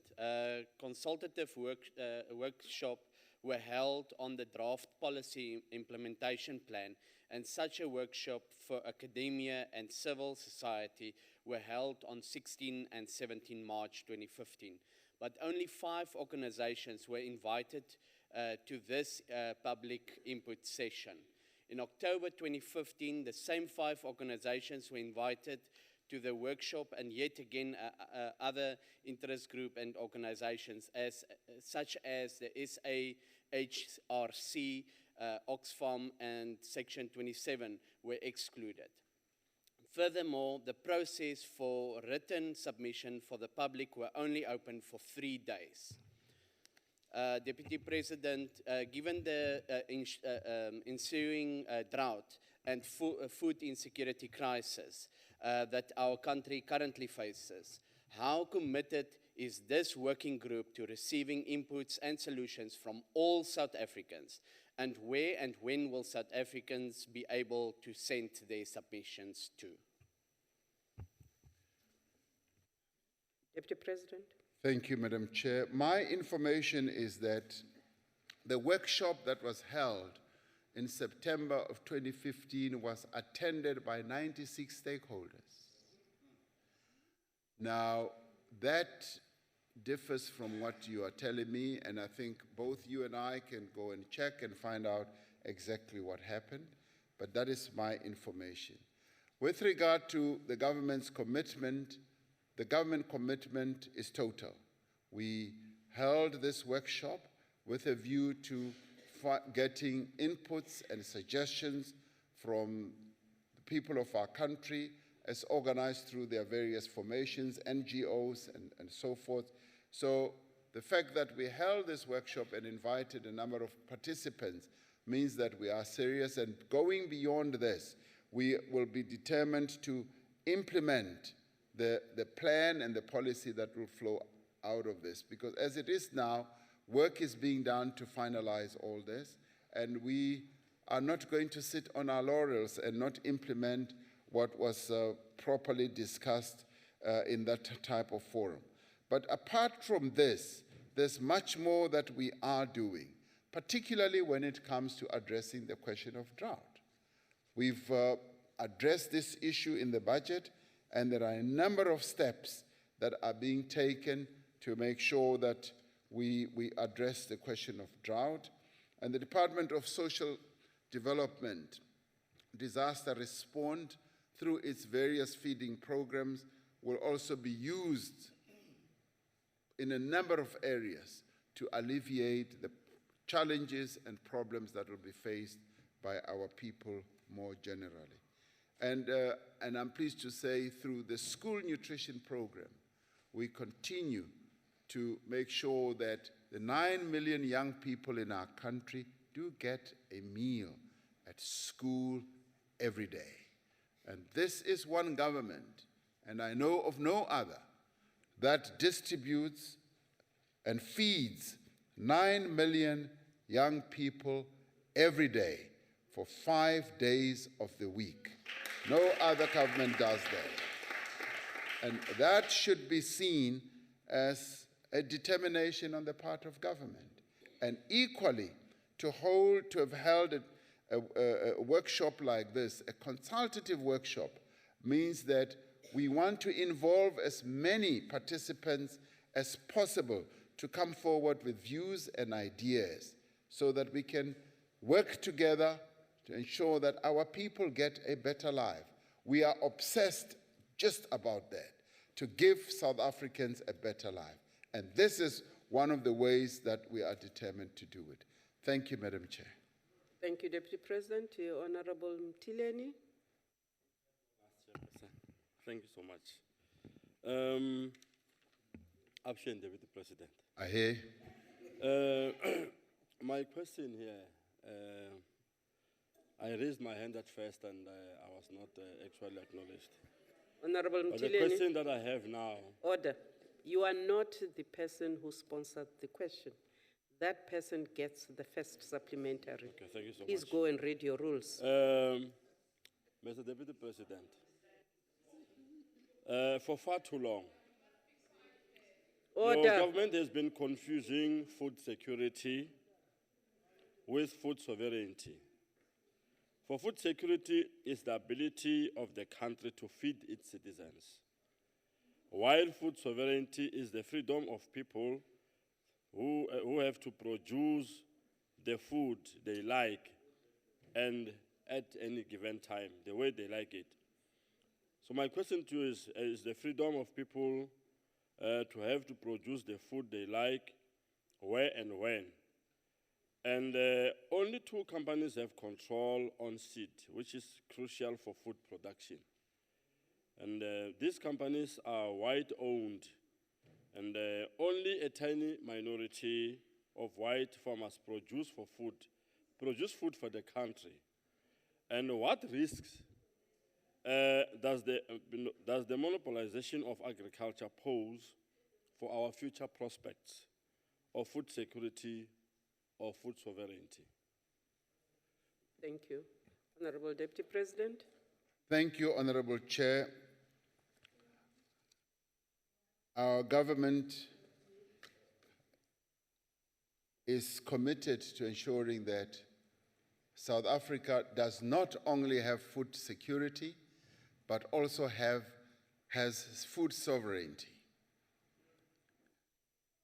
Food security is being ensured in a number of ways, and one of the ways, as I was saying, is to make sure that people do get food availability and access to food, and their income levels must be good enough so that they can be able to buy food. Now, when it comes to food sovereignty, the government has embarked on a number of programs. The Department of Agriculture, the Department of Land Reform as well, has embarked on a number of programs. And as we speak now, we are implementing the Agri-Parks program, where we are getting a number of our people to reconnect, to get connected with farming, proper, productive farming that goes just beyond subsistence. And through these agri-parks, we're getting a number of small and medium farmers, farm holders, to participate in these agri-farms. As it is now, we aim to bring 120,000 hectares into production, involving some 145,000 small and medium farmers. This we are determined to do because we want them to get into the production level of producing food for our country. And of course, we are also focusing on the whole agri-processing sector. And that is precisely where we are also bringing in more and more black people. It is a joy for us, Honorable Member, to hear and see black farmers producing poultry, for instance. Millions and millions of chickens being produced by black farmers. As we go around the country, the government goes to empower those types of farmers, but at the same time, we're also training through various colleges a number of young people in agriculture so that they can become extension officers and go and support those emerging farmers, small, medium, and large, with knowledge. And the government is also helping a great deal with seed, and our cattle distribution program is also working very well in a number of provinces. So a lot is being done to revamp our agricultural base so that we have food sovereignty. A lot is being done to make sure that there is food security in our country. This we are doing because we know we face the challenge, precisely the challenge that we've spoken about. Now, we are coming up with practical solutions. If you, Honorable Member, have better ideas, good ideas on how this can be done, we invite you to come forward. Put ideas on the table. Let's work together and get the job done.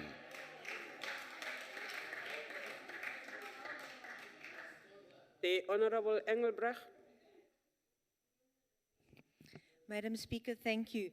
Honorable Deputy President, we appreciate that your government has acknowledged the drought, with 7 provinces that have been declared drought disaster areas. But in spite of that, a mere 1 billion has been allocated from the national budget for alleviation measures, of which 187 million has already been used for animal feed.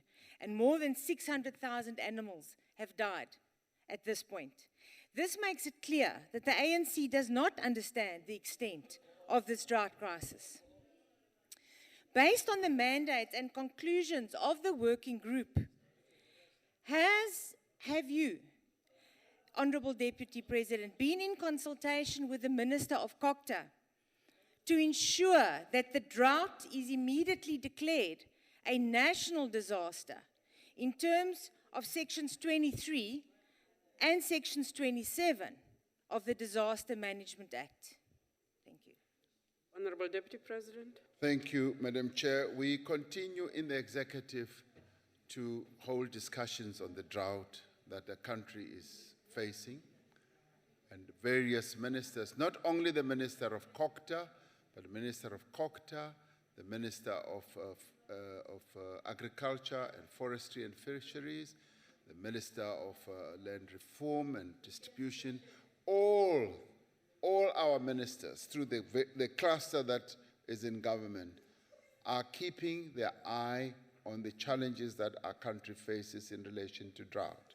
And a number of meetings continue to take place with a number of farming organizations, a number of farmers who come and we discuss this. And the programs that the government and interventions that the government has announced are being discussed at close range. Yes, the government has voted 1.1 billion rand, which is going to go towards increasing more water availability. About half of that is going to go to borehole drilling, because our country, as we all know, is water scarce, and that is going to be deployed for making water available. And 300 million or so is going to be deployed towards cattle movement, the movement of cattle from one area to another, and about 187 million is going to be utilized for cattle feed or animal feed. Now, in addition to all that, there are a number of other government institutions. The Land Bank, for instance, has just announced that they've got a pocket of money through the IDC, which is going to be made available to finance farmers, particularly in the time of drought. Now, farmers are actually saying what they now need are loans so that they can start planting for the following year. They are saying, give us the ability to have loans, either guarantee them or give some measure of soft loans so that we can have enough capital to plant. Now, these are active measures that are being taken on an ongoing basis to address the question of drought. Now, you may well have better ideas, and if you do, put them on the table, come forward.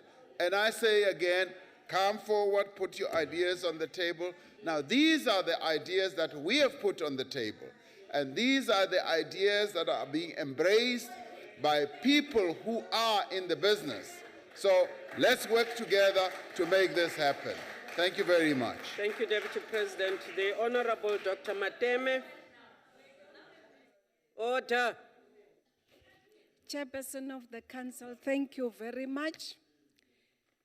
Mohlomphegi motlatša mopresidente wa Republic ya Afrika Borwa, ke kgopela go tseba gore mananeo a go swana le Siyazondla in the Eastern Cape Province, Siyavuna in KwaZulu-Natal, asibuyele emasimini in Mpumalanga, Fetshatlala in Limpopo, and many other household food production programs countrywide.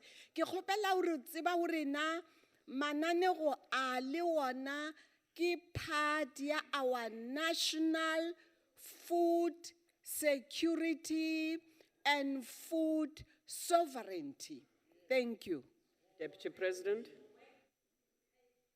Ke a leboga modulasetulo, ke leboge gape le motlhomphegi leloko la Ntlwe. Nka arabela ka gore di-program tseo kana tsona Siyazondla, Siyavuna, Fetshatlala le tse ding tse ngata ke tsona tse mmuso o etsang gore re sebetse le batho ba rona ka mmogo, ebile di-program tseo ka mokana tsona go tshwana le e ya Fetshatlala e filwe tšhelete e tshwanang le 2.8 billion ya diranta gore e sebetsane le batho ba haeso go Fetshatlala. Di-programme tse tshwanang le tse tsa social relief of distress grants le tsona di sebetsana le yona mesebetsi eo kaofela. So mmuso o nehe di-programme tse dintši tse shebaneng le drought e re shebaneng le yona. O etsetsa gore bothata bo shebilweng ke batho ba rena bo be kaone. O etsetsa gore our people as a whole who are struggling and suffering under the current drought conditions have a measure of alleviation from the drought that we have.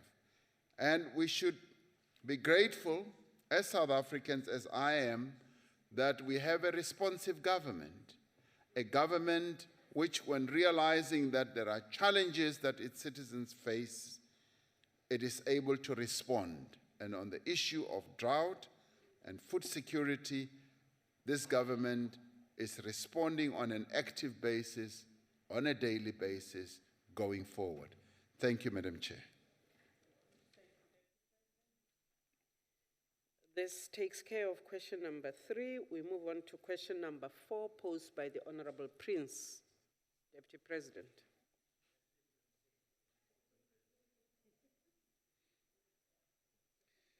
The Honorable Chair, honorable members, the Department of Health has not commenced with self-testing for HIV. However, self-test kits have recently been approved by the South African Pharmacy Council and are now available over the counter in a number of retail pharmacies. It is critical to highlight that these kits are to be used only for screening, and those who screen positive must go to a health facility to have the confirmatory test done.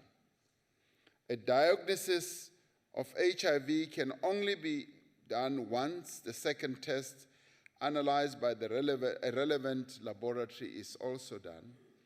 The Pharmacy Council is currently finalizing a standard operating procedure to ensure that pharmacies provide appropriate information for the use of these kits.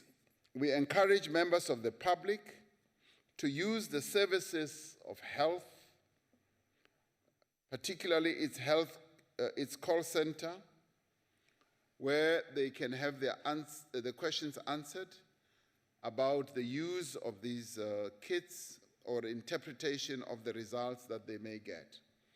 Government itself continues to provide counseling services at all public HIV testing sites. We urge all South Africans who are sexually active to test for HIV regularly. I thank you, Madam Chair. Thank you, Deputy President. Honorable Prince. Chairperson. Please speak into the mic. Thank you, Chairperson. Deputy President, is there a government mechanism in place to ensure there is compliance with the government practice of pre- and post-counseling, as well as proper disease management education to those who choose to purchase self-test kits? Thank you. Deputy President. Thank you, Madam Chair. Thank you, Honorable Member. This is precisely what I was addressing, that the Pharmacy Council of South Africa is currently finalizing standard operating procedures, and as it does so, the Department of Health, the government that is, will be examining this very closely so that we can work together and have an operating procedure that will have efficacy. As for the government itself, it obviously, through its various centers around the country, has a system that is in place for counseling and testing. Now, this is a new phenomenon which we need to deal with, and the Department of Health is going to be working at close range with the Pharmacy Council to come up with all these procedures so that when people buy these self-tests, they are able to interface with them in a way that will also lead to proper usage with a measure of cancelling availability as well as proper testing if they have tested positive. Thank you, Madam Chair. Thank you, Deputy President. The Honorable Mokhosi. Ke a leboga motlhomphegi modulasetilo. Potso ya go wena Deputy President ke gore, what are you doing as the government to dispel wrong notions and perceptions around HIV and AIDS, such as the dangerous view that sleeping with virgins cures HIV, or that one made popular by Mr. Zuma, that after having sex with a HIV positive person, you take a shower. Have you, as government, scolded Mr. Zuma for those dangerous comments that have the capacity to mislead the nation? Ke a leboga. Honorable Sifako, you are on your feet. Honorable Chair, the Honorable Mokhosi should address the President of the Republic of South Africa properly as His Excellency, not just the Minister. Thank you. Noted, Honorable Mokhosi. Honorable Mr. Zuma is the President of the Republic. Honorable Deputy President.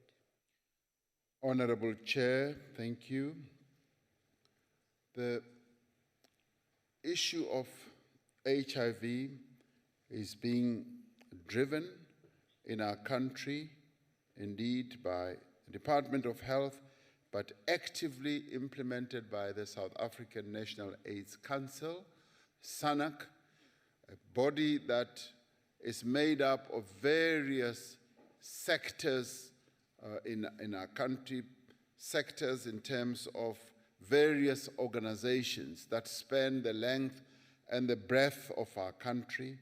And SANAC has come out with very clear positions in its national strategic plan on our approach as a nation on the challenge that we face of HIV.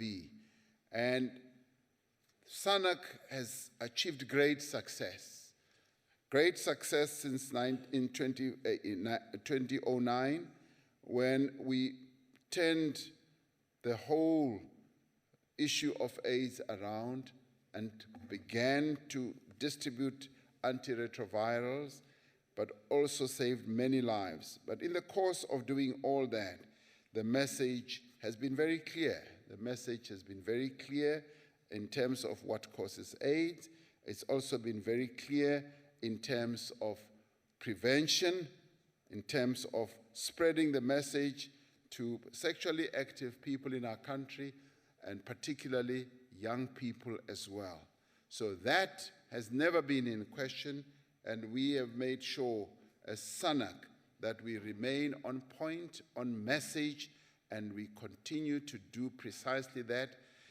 And we continue to ramp up our activities as we continue to face new challenges on the HIV front. And we are also addressing a big issue of tuberculosis now.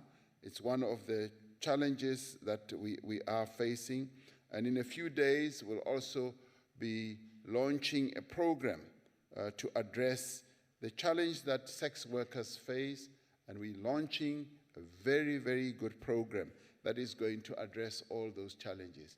So on an ongoing basis, there is a lot that we are doing of a positive nature. Thank you, Madam Chair. Thank you, sir. The Honorable Kaula. Thank you, Honorable Chairperson. Honorable Deputy President. Honorable Kaula, are you on a point of order, ma'am? What is the point of order? Maybe the Deputy President did not understand my question. Maybe I need to repeat it. Because my question was, have you as a government scolded Mr. Zuma for those dangerous comments? No, that was my question. It's okay, order. Can you Honorable please protect me, Mokhosi. Chair? Honorable Mokhosi. That is not a point of order. Honorable Kaula, you are on the floor. Thank you, Honorable Chairperson.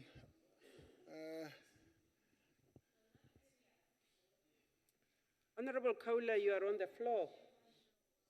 Honorable Deputy President, the response partly is the Honorable Deputy President is saying that the proper operating procedures are still going to be put in place. Now, that sounds very dangerous. My question then is, how has it happened that there was authorization for the self-test kit before the proper operating procedures are put in place? Wasn't that putting the cart before the horse? Because this can have very dangerous consequences from what I'm hearing the Honorable Deputy President saying. Were you not maybe in a rush to do what was supposed to be second first and first to second? Deputy President. Madam Chair, as I was saying, these operating procedures are being finalized. They're being finalized and they will soon be in place. And the South African Pharmacy Council, having approved the utilization and distribution of these kits, has had to come up with proper operating procedures, and that is now in final stages, and I'm sure they are going to be distributed soon. Thank you, Madam Chair. Thank you, Deputy President. Deputy President, we move on to question number 5. It is the question which was posed by the Honorable Mpambosh Bukwana. Deputy President. Madam Chair, honorable members, the main challenge facing our country clearly is the achievement of faster economic growth, greater job creation, and the reduction of poverty and inequality. Now, our state-owned enterprises can play and do play a critical role as catalysts and drivers of investment and growth, as well as employment in the South African economy. And a number of them have been playing that role over years. Many are well placed to perform this role.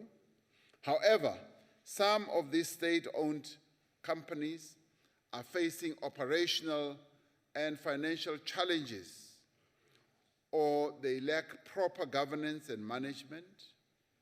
Others are struggling to remain profitable in very trying and difficult trading circumstances. Working together with various ministries and stakeholders, the interministerial committee that I chair is currently seized with the task of strengthening the economic, social, and developmental role of these state-owned enterprises. The IMC is overseeing the implementation of the Presidential Review Committee, and it is doing so in a phased manner, particularly focusing on the immediate term, on the stabilization and the consolidation of a number of these state-owned companies. As President Jacob Zuma indicated in his State of the Nation address, this process involves a number of things that have to be done: streamlining some of these state-owned enterprises, sharpening their mandates, rationalizing them where there is an overlap of mandates, and phasing out those that are no longer relevant to our developmental agenda.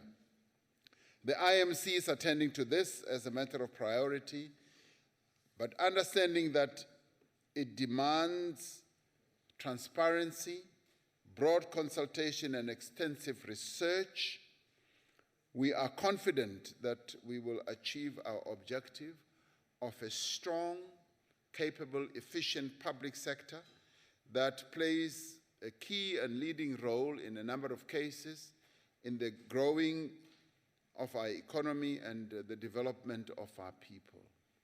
This is work in progress. And many of these state-owned enterprises operate in rather difficult sectors of our economy, and sometimes they operate in sectors of our economy that are given to cyclicality, where if the cycle turns, their own fortunes also turn.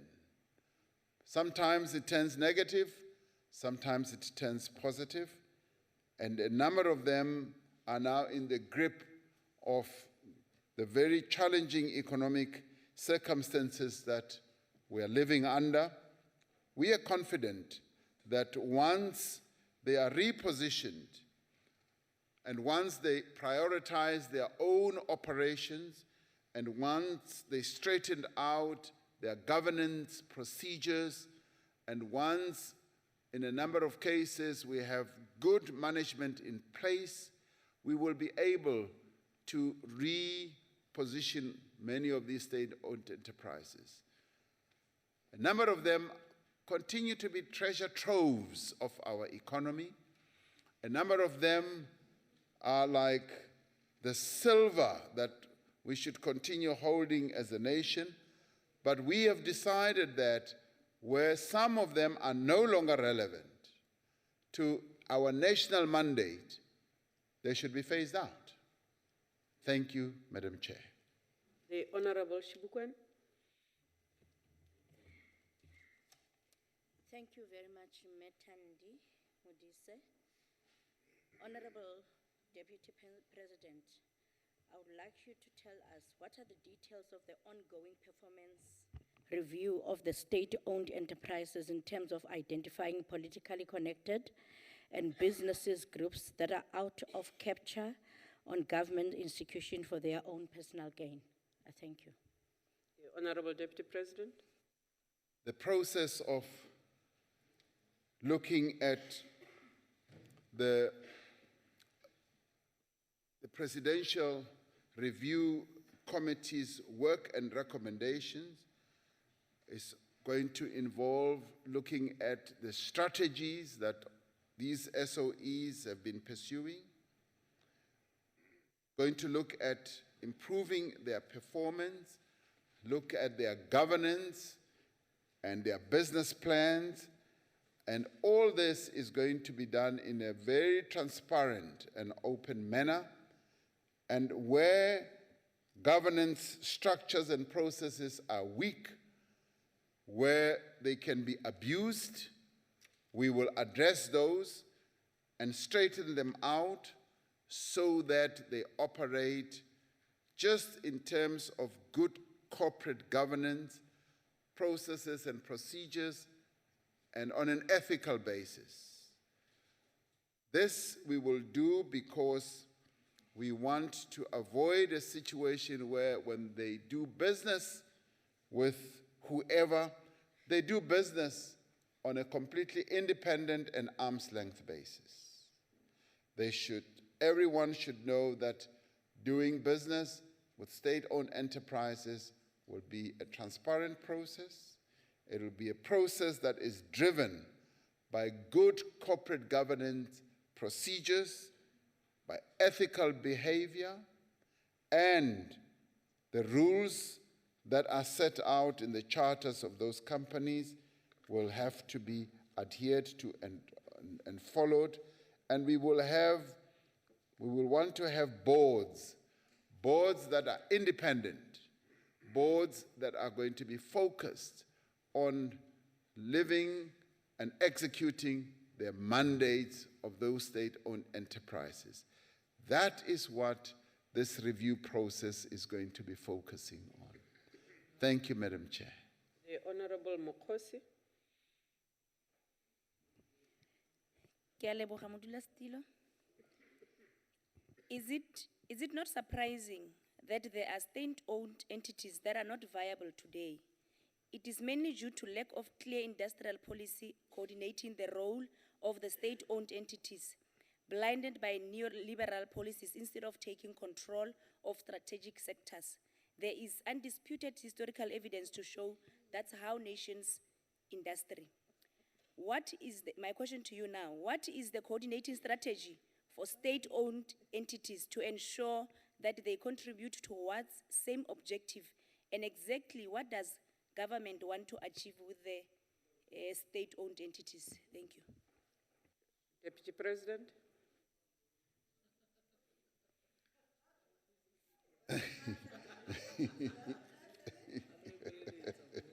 Thank you, Madam Chair. Honorable members, Langkhatla.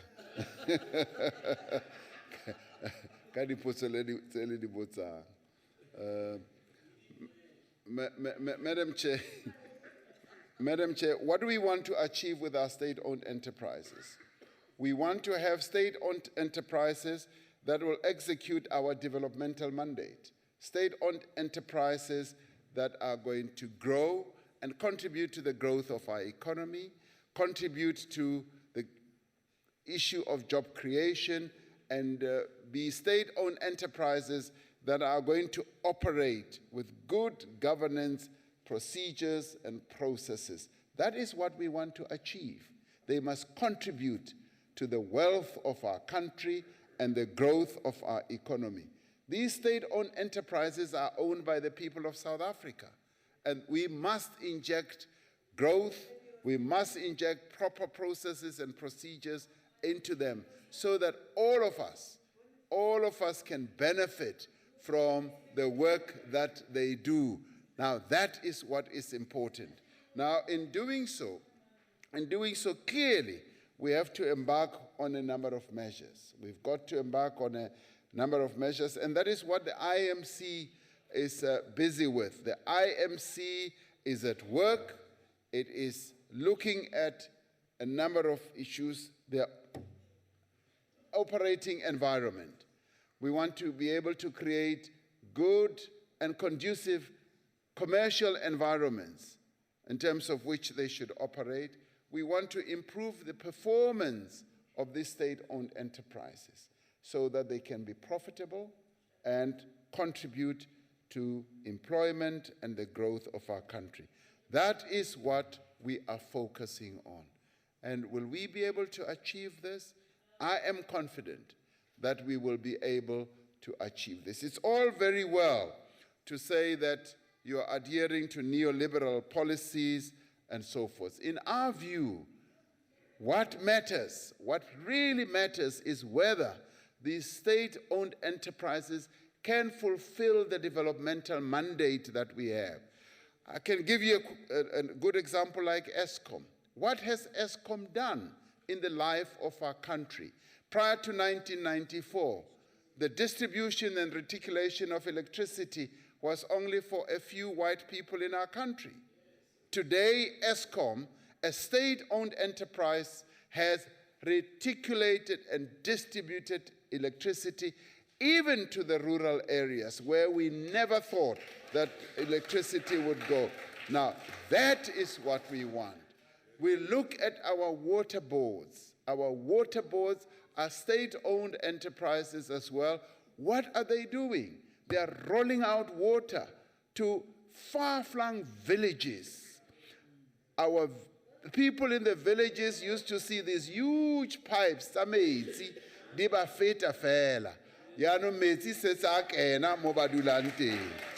that is what we want. Now, to us, what matters is not whether the cat is black or white. We want a cat that is going to catch mice. We want our state-owned enterprises to work for our people, and believe it or not, we are making progress and we are changing lives. The lives of our people are getting better on an ongoing basis. Thank you, Madam Chair. Thank you, sir. The Honorable Terra Blanche. Honorable Terra Blanche. Honorable Chairperson, thank you. Honorable Deputy President, thank you very much for being brave enough to acknowledge that some of the state-owned enterprises are no longer relevant.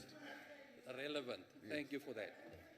I was just wondering, Honorable Deputy President, whether you made mention about the processes going to be followed, stuff like that. Can you maybe just inform us on the criteria that you're going to use to determine or identify the candidates that is going to be sold, first of all?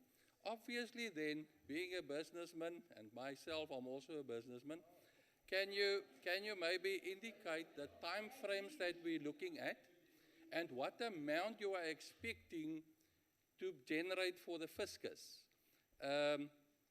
That is my question, Deputy President. Thank you. Deputy President. Thank you, Madam Chair. In terms of crafting the criteria, in terms of determining which state enterprises would fall into no longer relevant category, the IMC is busy with that. We're precisely discussing that issue, and we have, to a large extent, already made quite a number of advances, and we've looked at which state-owned enterprises operate in certain key sectors of our economy, which operate in the weaker sectors of our economy. We've also looked at their profitability, their commercial efficacy, and what contribution they make to our developmental agenda. So we're looking at all that, and we should finalize that criteria in time to come. What is our time frame? Obviously, we want to have this done as quickly as possible, but these things, in terms of discussions, particularly because we're dealing with a cross-sectional number of departments, they do tend to take time.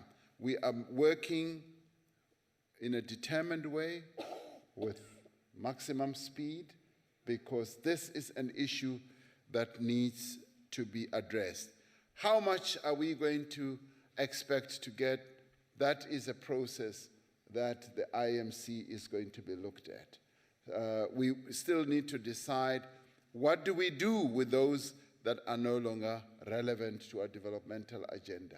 The important thing is, as the President said at the State of the Nation address, those that are no longer relevant to our developmental agenda will be phased out. That is an important statement that we should focus our attention on, because in the end, it is of no use to continue flogging a horse that is no longer running. So we are going to be looking at matters like that. Thank you, Madam Chair. The Honorable Khayla.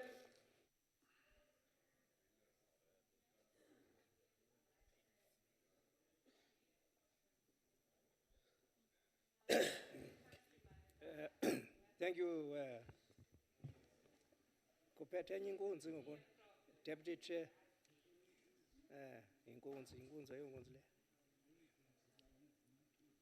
Can you protect me? You may proceed, Honorable. Can you protect me? You are protected. Deputy President, in reviewing these state enterprises, streamlining them and so, would you consider those state enterprises that are in provinces? Because also there is a lot of duplication, and even those that are at local government level.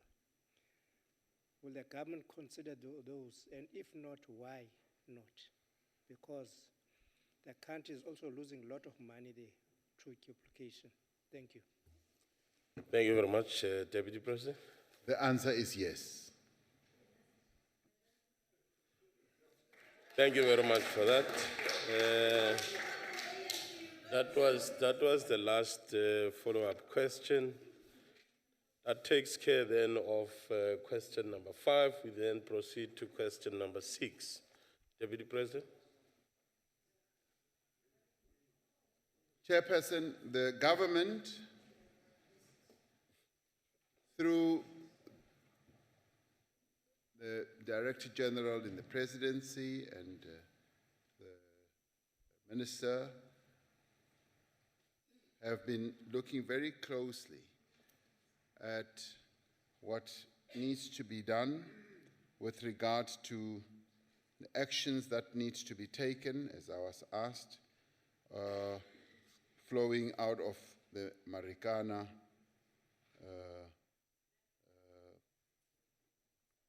unfortunate deaths of a number of people.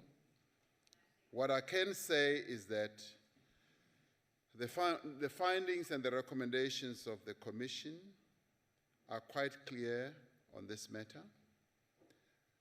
And as members know, I have in my personal capacity, a summons has been issued against me arising out of these events, and that is a process that is now in litigation, as they say, and as a consequence, and on the basis also of legal advice, it is quite inappropriate for me to get involved in any way at a personal level as well as at the government level in any of the recommendations of the Marikana Commission or any related processes. And I guess information on this matter can be obtained from the relevant ministers who are assigned by the President to deal with this matter. And as for me, it is inappropriate, quite honestly, for me to be dealing with this matter. And that is the stance I have taken even at government level. I am not involved. Thank you, Chairperson. Thank you very much, Deputy President. Honorable Matheus. Thank you, Deputy Chairperson. Chair, the Deputy President in his, and I know now he's claiming he doesn't want to make comments and get involved because he's under litigation in a civil matter, but I'm going to make my point anyway, and I'm sure— Can you just speak to the mic, Honorable Member? Oh, I like having to talk again. I understand that the Deputy President is saying that he can't make comments on this matter because it's under litigation, but it is in a civil court. But I'm going to go through the comments and some questions that I think he could answer. As the result of being in honorable government. members, Honorable honorable member, can you just take your seats? Can you just take your seats, honorable members? No. Honorable Mukweli, can you just please be in order? I've ordered the members and requested them to take their seats. Can you just take your seats, honorable member? Let me just hear, and then I'll allow you to raise your point of order. Thank you. Thank you, Deputy Chair. That's a very fair call.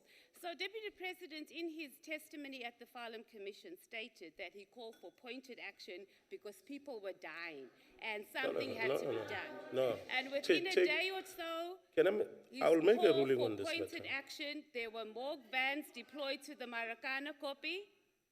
And what followed was the brutal slaughtering of striking mine workers. And these mine workers were slaughtered worse than animals.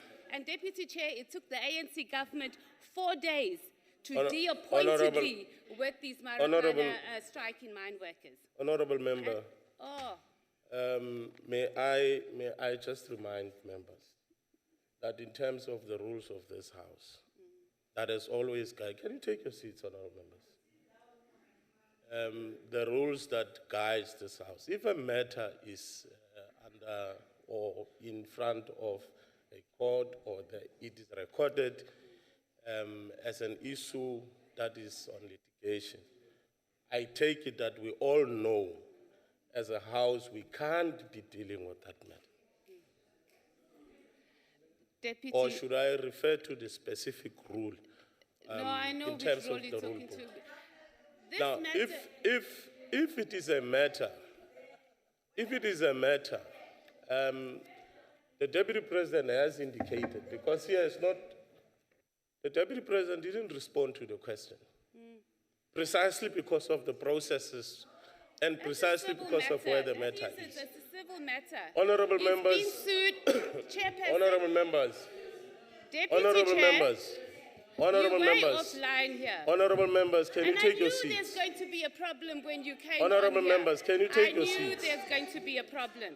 Honorable members, I'm not talking about the injured honorable mine members. workers that are being sued. I am talking about those that were already Honorable massacred members. and government action. Don't confuse the two. Look, we cannot be being no.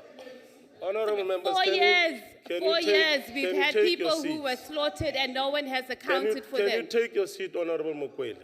And I Not knew you're going to Mukwele. be a problem when you Matthys. come here.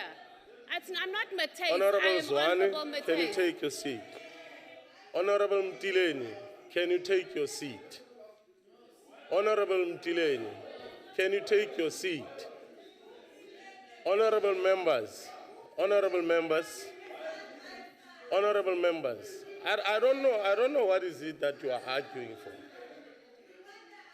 Because the rules of this house are quite There's clear a reason on you put matters. this question last on this row because you knew what you were going to Honorable do. members, This House and your MPs always want to protect the executive. From President Zuma to the Deputy President, this is what this House has come down to. Okay. Oh, you want to sing now in the house? You want to sing in the house? You want to sing in the house? Okay.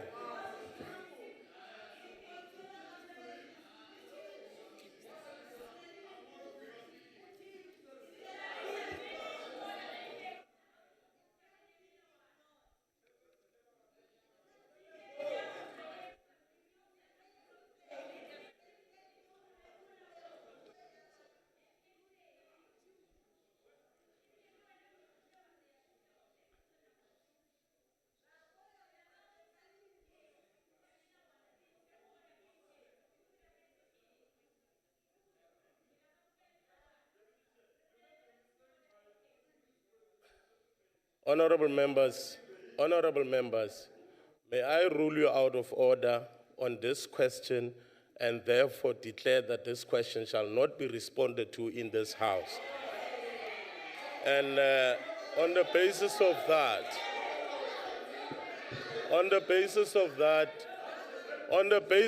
that, honorable members, that brings us to the conclusion of the questions to the Deputy President.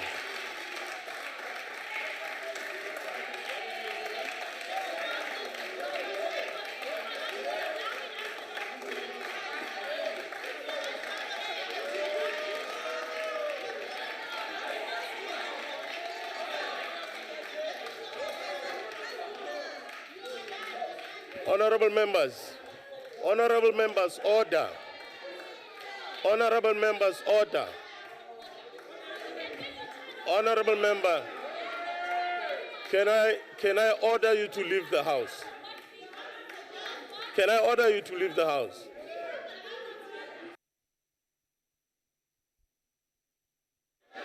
This is absolutely grave disorder. Can this member be ordered to leave the House, Honorable?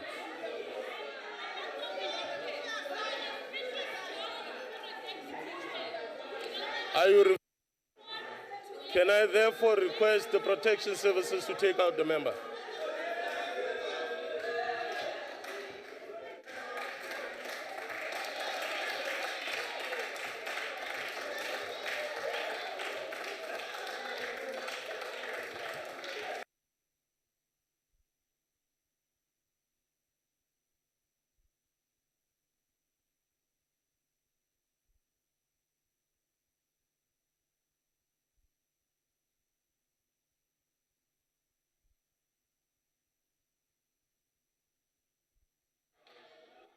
Order, honorable members. Can you take your seats, please? Can you take your seats, honorable members? May I, before you leave, Honorable Deputy President, may I take the opportunity to thank you for having availed yourself and to answer questions to this House. Thank you very much. Honorable members, before you address me, before you address me, Honorable Julius, Before you address me, can I address this House? I will allow you an opportunity.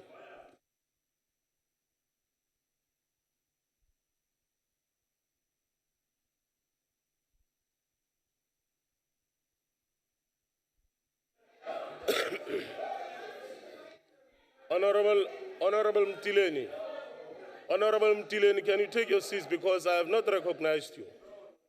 I have not recognized you. Honorable Julius, may I recognize you?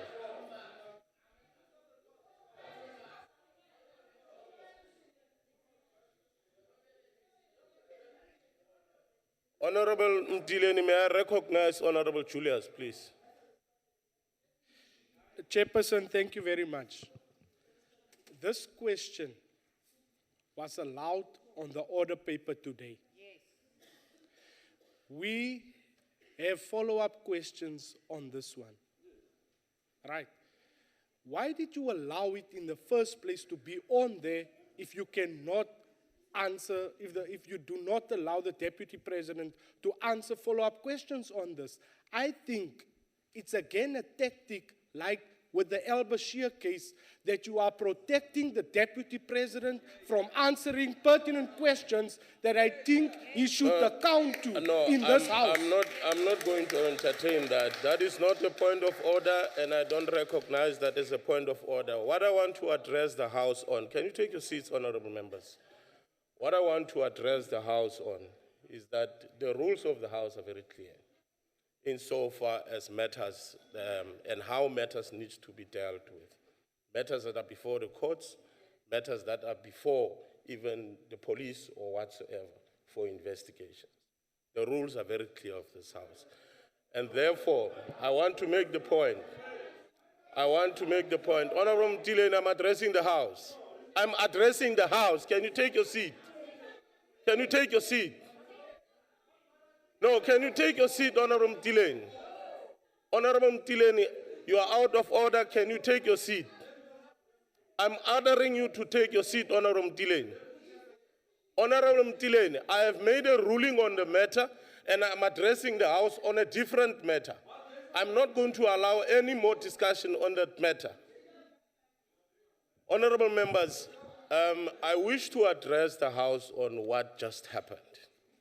And in all manner of fairness, because we are guided by the rules of this House, that is what now would fall under gross disorder, where even a member would violently approach even the presiding officer and point fingers at the presiding officer in a violent way. That we will characterize as gross disorder. And I want to put it to this House. I am going to refer the matter to the chairperson of the council in a report form, and this matter must serve before the Rules Committee and therefore be dealt with at that level. Are you on a different point, Honorable Member Mikalakis? Thank you, Honorable Deputy Chairperson. Honorable Deputy Chairperson, I just want to request that when you do take it at this point, that you do also take into account the Supreme Court of Appeal ruling in 2007 that said for the sub judice rule to be applicable, there has to be a substantial and a real risk that publishing information might prejudice the administration of justice. That needs to be approved. It's a court ruling. Needs to be approved for that rule to be applicable. I've made a ruling on that matter. We shall therefore conclude on this particular issue. I would therefore allow the Secretary to read the first order of the day. Secretary.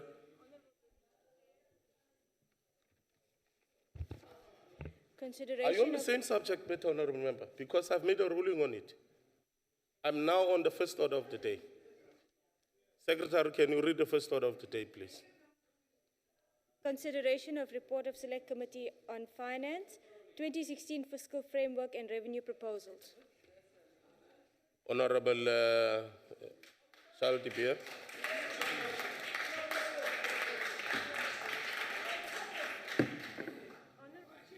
Honorable Chairperson. Honorable Shaldi Pierre, hold it. On what point are you rising, Honorable Labuskaghni? Honorable Chair, I was rising on a point of order on the fact that you made a ruling that the Deputy President didn't have to continue answering the follow-up questions. I am not questioning your ruling on the sub judice because it's already been done. My question is, there's a question on the paper, you accepted, the House accepted this question. Then the EFF got out of control. You, as the chairperson, could have rolled and adjourned the House for 10 minutes and resumed it again so that we could continue and not taking other parties. May I make a ruling? May I make a ruling? Away Let me allow to do what honorable we members. need to do. It's the second member is still, chairperson. she It's the is second still on person. her feet on a point of order. This is May I exactly take- what's may I happening in take this the point House of order? every Take a seat. time that the Deputy President is here. And it's the second time in this House that you're closing the space of democracy by taking away every other party's opportunity except those of the ANC. This is what is going on here, Deputy Chair, with all respect. Thank you very much, honorable members. No. Take a seat. I don't sustain that point of order. Honorable DBA, can you continue with the debate? Honorable Chairperson, Honorable Deputy Minister of Finance, honorable members. The Minister of Finance tabled the 2016 national budget before Parliament on the 24th of February and subsequently engaged with the Standing and Select Committee on Finance on the 25th of February 2016. Finance committees held public hearings on the 2nd of March and received inputs from the PBO, the FFC, COSATU, FEDUSA, SAIT, SAICA, and Professor Yanni Rousseau from the Business School of Wits. On the 4th of March, the committees received a presentation from the National Treasury addressing the specific requirements of Section 8.3 of the Money Bills Act for approving the fiscal framework and responding to the selected issues raised by members and stakeholders during the public hearings. Honorable Chairperson, Budget 2016 speaks to the financial management and strategy of the state and a more rapid fiscal consolidation to return to public finances to a sustainable path. His Excellency President Zuma said, and I quote, "We have made an undertaking to spend public funds wisely and cut wasteful expenditure." Close quote. Honorable members, we cannot spend money we don't have. This is not an easy road. You take it for yourself in your own finances, the decisions you have to take sometimes. The budget aimed to strengthen social solidarity and extend our social safety net. It's about the development of our people. We commend the Minister of Finance with his engagement with investors in the United Kingdom and USA to put the case of South Africa, informing them that South Africa is open for business and we have a plan, we call it the New Development Plan. South Africa is rated amongst the top 3 in the world regarding budget transparency. The majority in the committee recognizes the extreme difficult economic conditions in which the budget had to be shaped, with a particular focus on avoiding a sovereign downgrade, and believe that the budget is a remarkable attempt at finding the right balance between competing needs and interests. A major message of the Minister of Budget speech was, and I quote, "We are resilient, we are committed, and we are resourceful. We know how to turn adversity into opportunity," close quote. The committee sees this as a challenge for all sectors of society to play their role in ensuring economic growth, job creation, and development in the country. The Minister constantly stressed the need for working together of government, business, labor, and communities. By working together, we can increase growth, broaden participation, and inspire confidence in our economy and the society. The committee welcomed the stress on our potential as a country and the government's commitment to work cooperatively with all relevant partners. As part of this, the committee commits itself to be more effective in their oversight and other roles. We also welcome the decision to place the budget more firmly in the context of the National Development Plan. We acknowledge the ambitious targets National Treasury has set for the reduction of deficits, debt to GDP ratios, and containment of unnecessary expenditure. However, National Treasury will have to do much to achieve these targets and secure the cooperation of other departments and public entities to do so as well. We remain concerned, Chairperson, about the persistent downgrade revision of economic growth forecast and the consequent risks to the economy and the fiscal outlooks. National Treasury put greater emphasis on the domestic constraints to economic growth and job creation while recognizing the global constraints. While recognizing the financial imperatives of Barclays' decision to reduce its shareholding in ABSA, the committee has expressed concern about the implications of this in the long term for the financial sector and the ordinary consumer of financial products and services. We note that the country may be losing potential tax revenue if cross-border controls are not tightened and systems are not improved. The committee welcomed the increases in the tertiary education budget, but would like to see better outcomes. We want quality. We want money to be spent wisely. Chairperson, I turn to the recommendations. There are 30 of them. I'm not going to deal with each one of the 30. Just highlight a few, because the report is on the table in front of the members. As noted, the committee welcomed the ambitious targets National Treasury has set for the reduction of deficits, debt to GDP ratios, and containment of unnecessary expenditure. The committee required National Treasury to report on progress on these targets in its quarterly reports to the committee, while recognizing that National Treasury needs the full cooperation of all three spheres of government and public entities.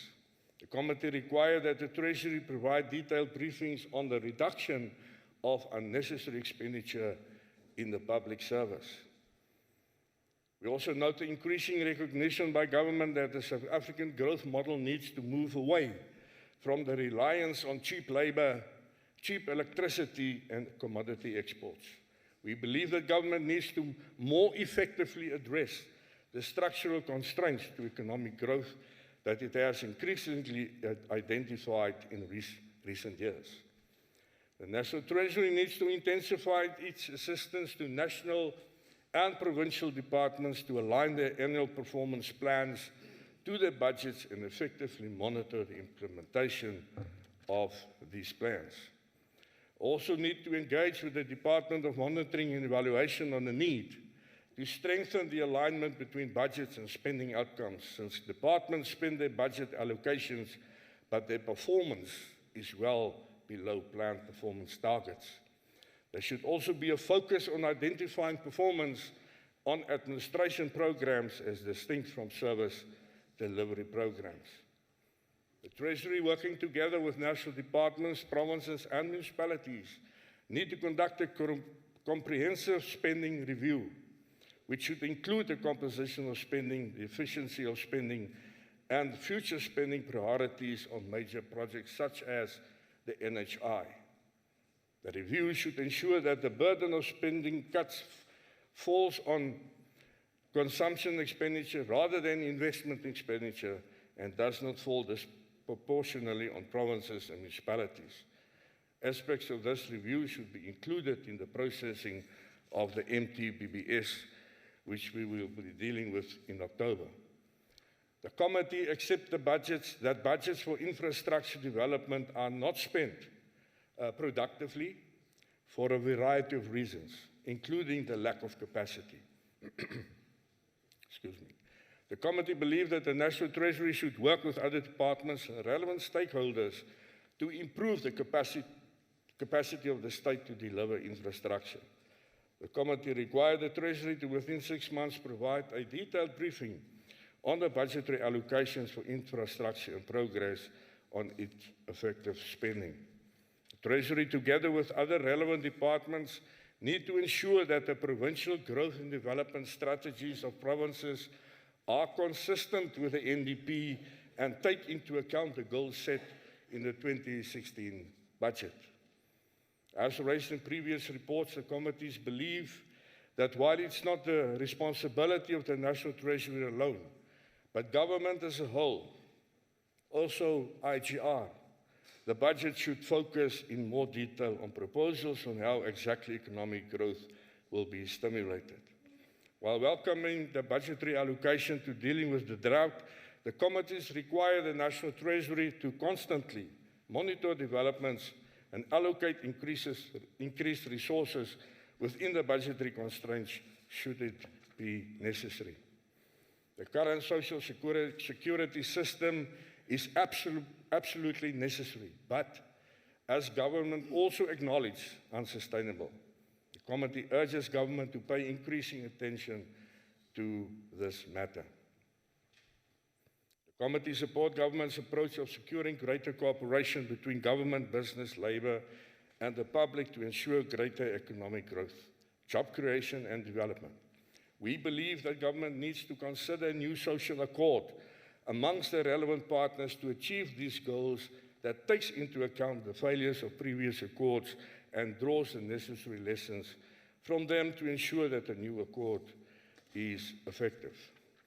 While recognizing the difficulties, the committee believes that the National Treasury needs to work more closely with the relevant departments and do more to improve the financial and commercial viability of key SOEs. The committees welcome the proposal to consider a minority equity partner for SAA and the merger of SAA and SA Express, but believe these should be merely part of an overall strategy to make the state-owned airlines financially viable. The committees are interested to know what the prospects of merging Mango with SAA are. The committee wants to see a new SA Express board appointed reasonably soon. Honourable Chairperson, my time is running out. I'm going to the conclusion. We are accountable, Honourable Chairperson, to the people of South Africa on how their taxes are spent. We can't and we mustn't fail them. The DA reserves its position on this report. I table this report for consideration by the House. Thank you, Chair. Thank you very much, Honourable De Beer. That concludes the debate. I shall now put the question, and the question is that the report be agreed to. In accordance with Rule 71, I shall first allow provinces an opportunity to make their declaration of vote if they so wish. Is there any province that wishes to make a declaration of vote? Western Cape?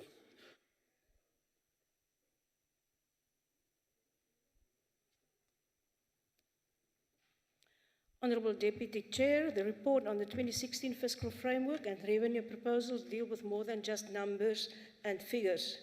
It is the expression of how government spends the people's finances, not the government's finances, the people's finances. Similar to the household budget that every family in South Africa sits down to draw up every month to decide how much will be allocated to food or framework is the mega budget of South Africa. Last year's economic crisis was evidence that the ANC does not know how to draw up a budget. Nothing has changed.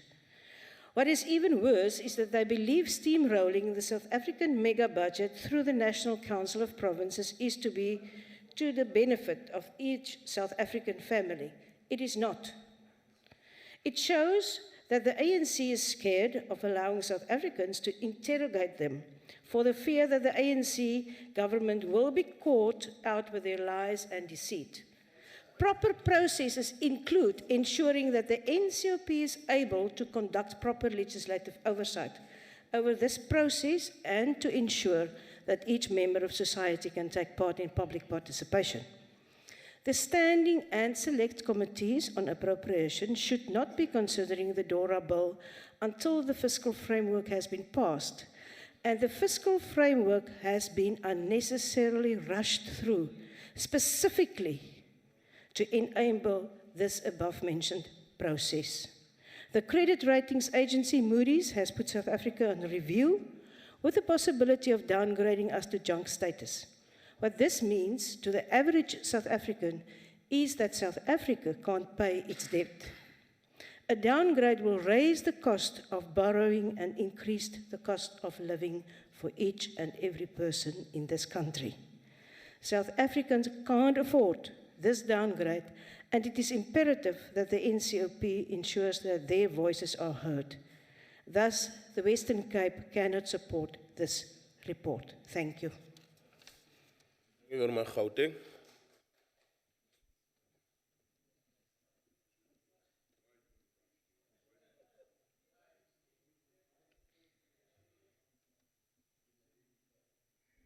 Deputy Chairperson, the current economic climate calls on South Africa as a nation and people to harness our resilient nature. Tough times will need us to make difficult choices, some more unpopular than others, but no less necessary. While making those difficult decisions, we are still satisfied and reassured that the fiscal consolidation will take place, but not at the expense of the ANC's priority deliverables. Education, health, safety and security, access to and the rollout of housing, sanitation and water will not be compromised as a result of the decisions National Treasury has had to take. We are reassured by the necessary steps and measures taken to stabilize the debt to GDP ratio. Our debt levels have risen as a result of our countercyclical fiscal policy position. Of course, what remains to be seen is the effects and envisaged benefits of our expensive investment in the rollout of infrastructure. What remains a concern is the outputs of our priority spending areas. While all of us collectively and individually agree that economic growth or the lack thereof must be what preoccupies all of us going forward, there are a number of issues that need to be addressed. There has to be more policy clarity that affects sectors of our economy that have been identified as future growth stimulators. Let's agree that we need to direct and give clear leadership to industries. The ANC has been accused of belaboring the point that our unfavorable economic climate is mainly as a result of factors beyond our control. We have been accused of shifting responsibility of our economic decline to the international crisis. We do not live on an island or a planet far removed from reality. The objective reality is that our domestic economic prospects are intertwined with global economic developments. Our economy has been built on the back of three main aspects. One, cheap labor. Two, cheap electricity. And the third being a high demand of export commodities. The structure of the South African economy has to change in order to respond to higher economic growth. Honorable Labuskaghni, we are not yet at the division of revenue. We are now dealing with the fiscal framework and revenue proposals. And as Gauteng ANC, we do support the proposals. Thank you, Chair. Eastern Cape.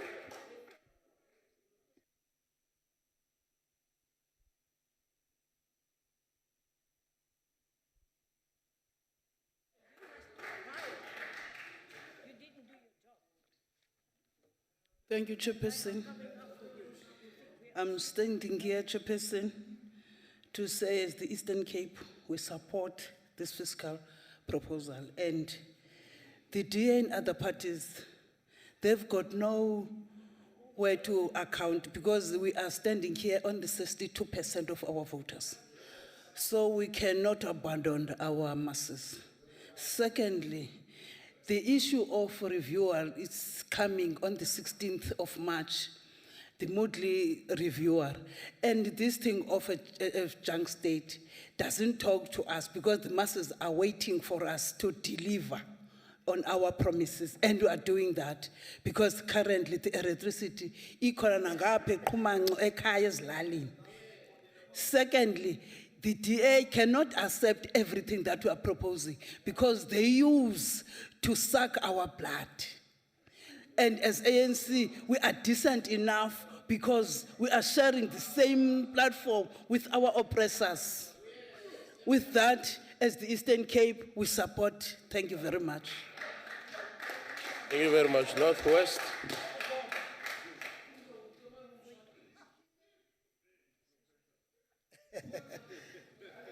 No, thanks, Honorable Chairperson, honorable members. Perhaps I should start from the note that says that the Finance Committee, the Select Committee on Finance, has followed all the necessary steps and procedures, and nothing was flawed. And what is important is that all provinces where the Northwest Province served in those meetings, the Western Cape has participated and has made inputs into the recommendations of this report. I'm not aware that as we stand here and we have warned that grandstanding and not supporting what you have proposed, is it not hypocrisy? Now, Chairperson, just last week or this weekend, we had a joint meeting of both committees, the Standing Committee, the Portfolio Committee, and the Select Committee. Nobody stood up and said fiscal consolidation is not a priority in this country, that inequality, poverty, and unemployment is not a challenge in this country. We were unanimous and we agreed, all of us, and we warned that it is not important and South Africans must unite, because it is not only this country that is facing the economic challenges, it is the world. Many countries developed, and South Africa as a developing country also is facing this challenge. And it is important among South Africans to unite and rally behind this budget, because it is proper, it is addressing the social ills that were created by some of the people who come here and stand and say they don't support this budget. They have never supported any move that would want to improve the lives of African people in this country, in particular black people. Your time has expired. We support this report. We support the fiscal framework as the Northwest Province. Is there any province that I might have left out? Oh, Free State.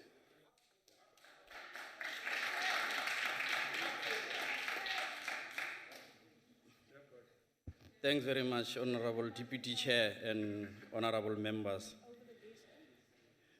We discussing this fiscal framework under conditions that requires that all of us must pull together in national unity, in a common purpose, to attend to urgent matters of economic growth and development in our country.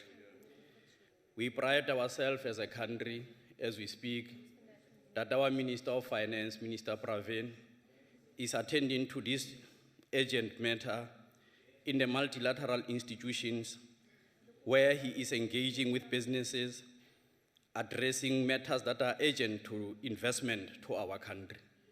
And we agree with the call that he made that business, labor, civil society must urgently attend to these urgent matters to grow our economy. We will also ensure that the commitment made by the Minister of Finance, investment in cities, in urban networks, what we know as rapid rural transport development, and many other initiatives are supported. And these are matters that will attend to economic opportunities in our communities and build productive assets and build infrastructure necessary to inject growth in our economy. So when we discuss matters of this nature, we separate from sensation and galvanizing on opportunistic stance to galvanize for votes, but attend to urgent matters that create jobs and opportunities for our people in a sustainable manner. So we support the current fiscal framework. Thanks, Chair. Thank you very much.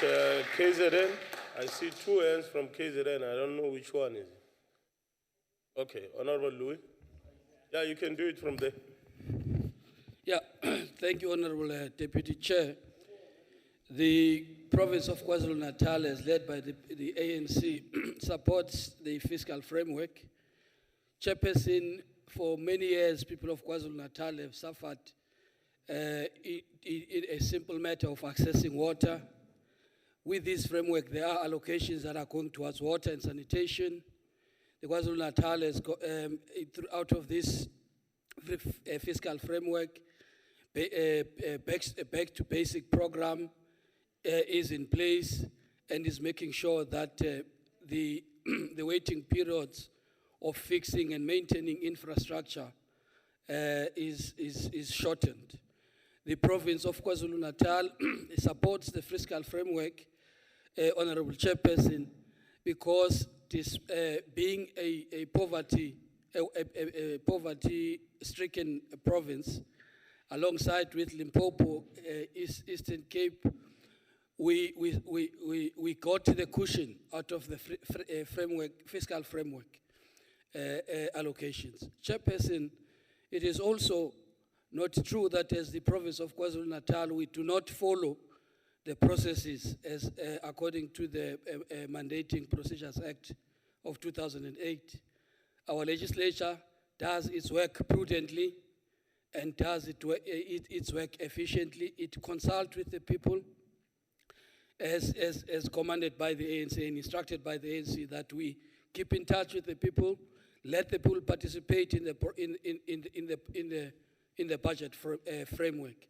We are further committed as KwaZulu-Natal and as demonstrated a clean government, Chairperson. As we concluded the 2014 clean audit campaign, we saw an improvement in municipalities in KwaZulu-Natal in the manner they deal with finance and service delivery. I thank you, Chairperson. We support the fiscal framework. Thank you very much. Honorable members, that takes us then to the procedure of voting, and I shall do that by calling provinces in an alphabetical order. Eastern Cape.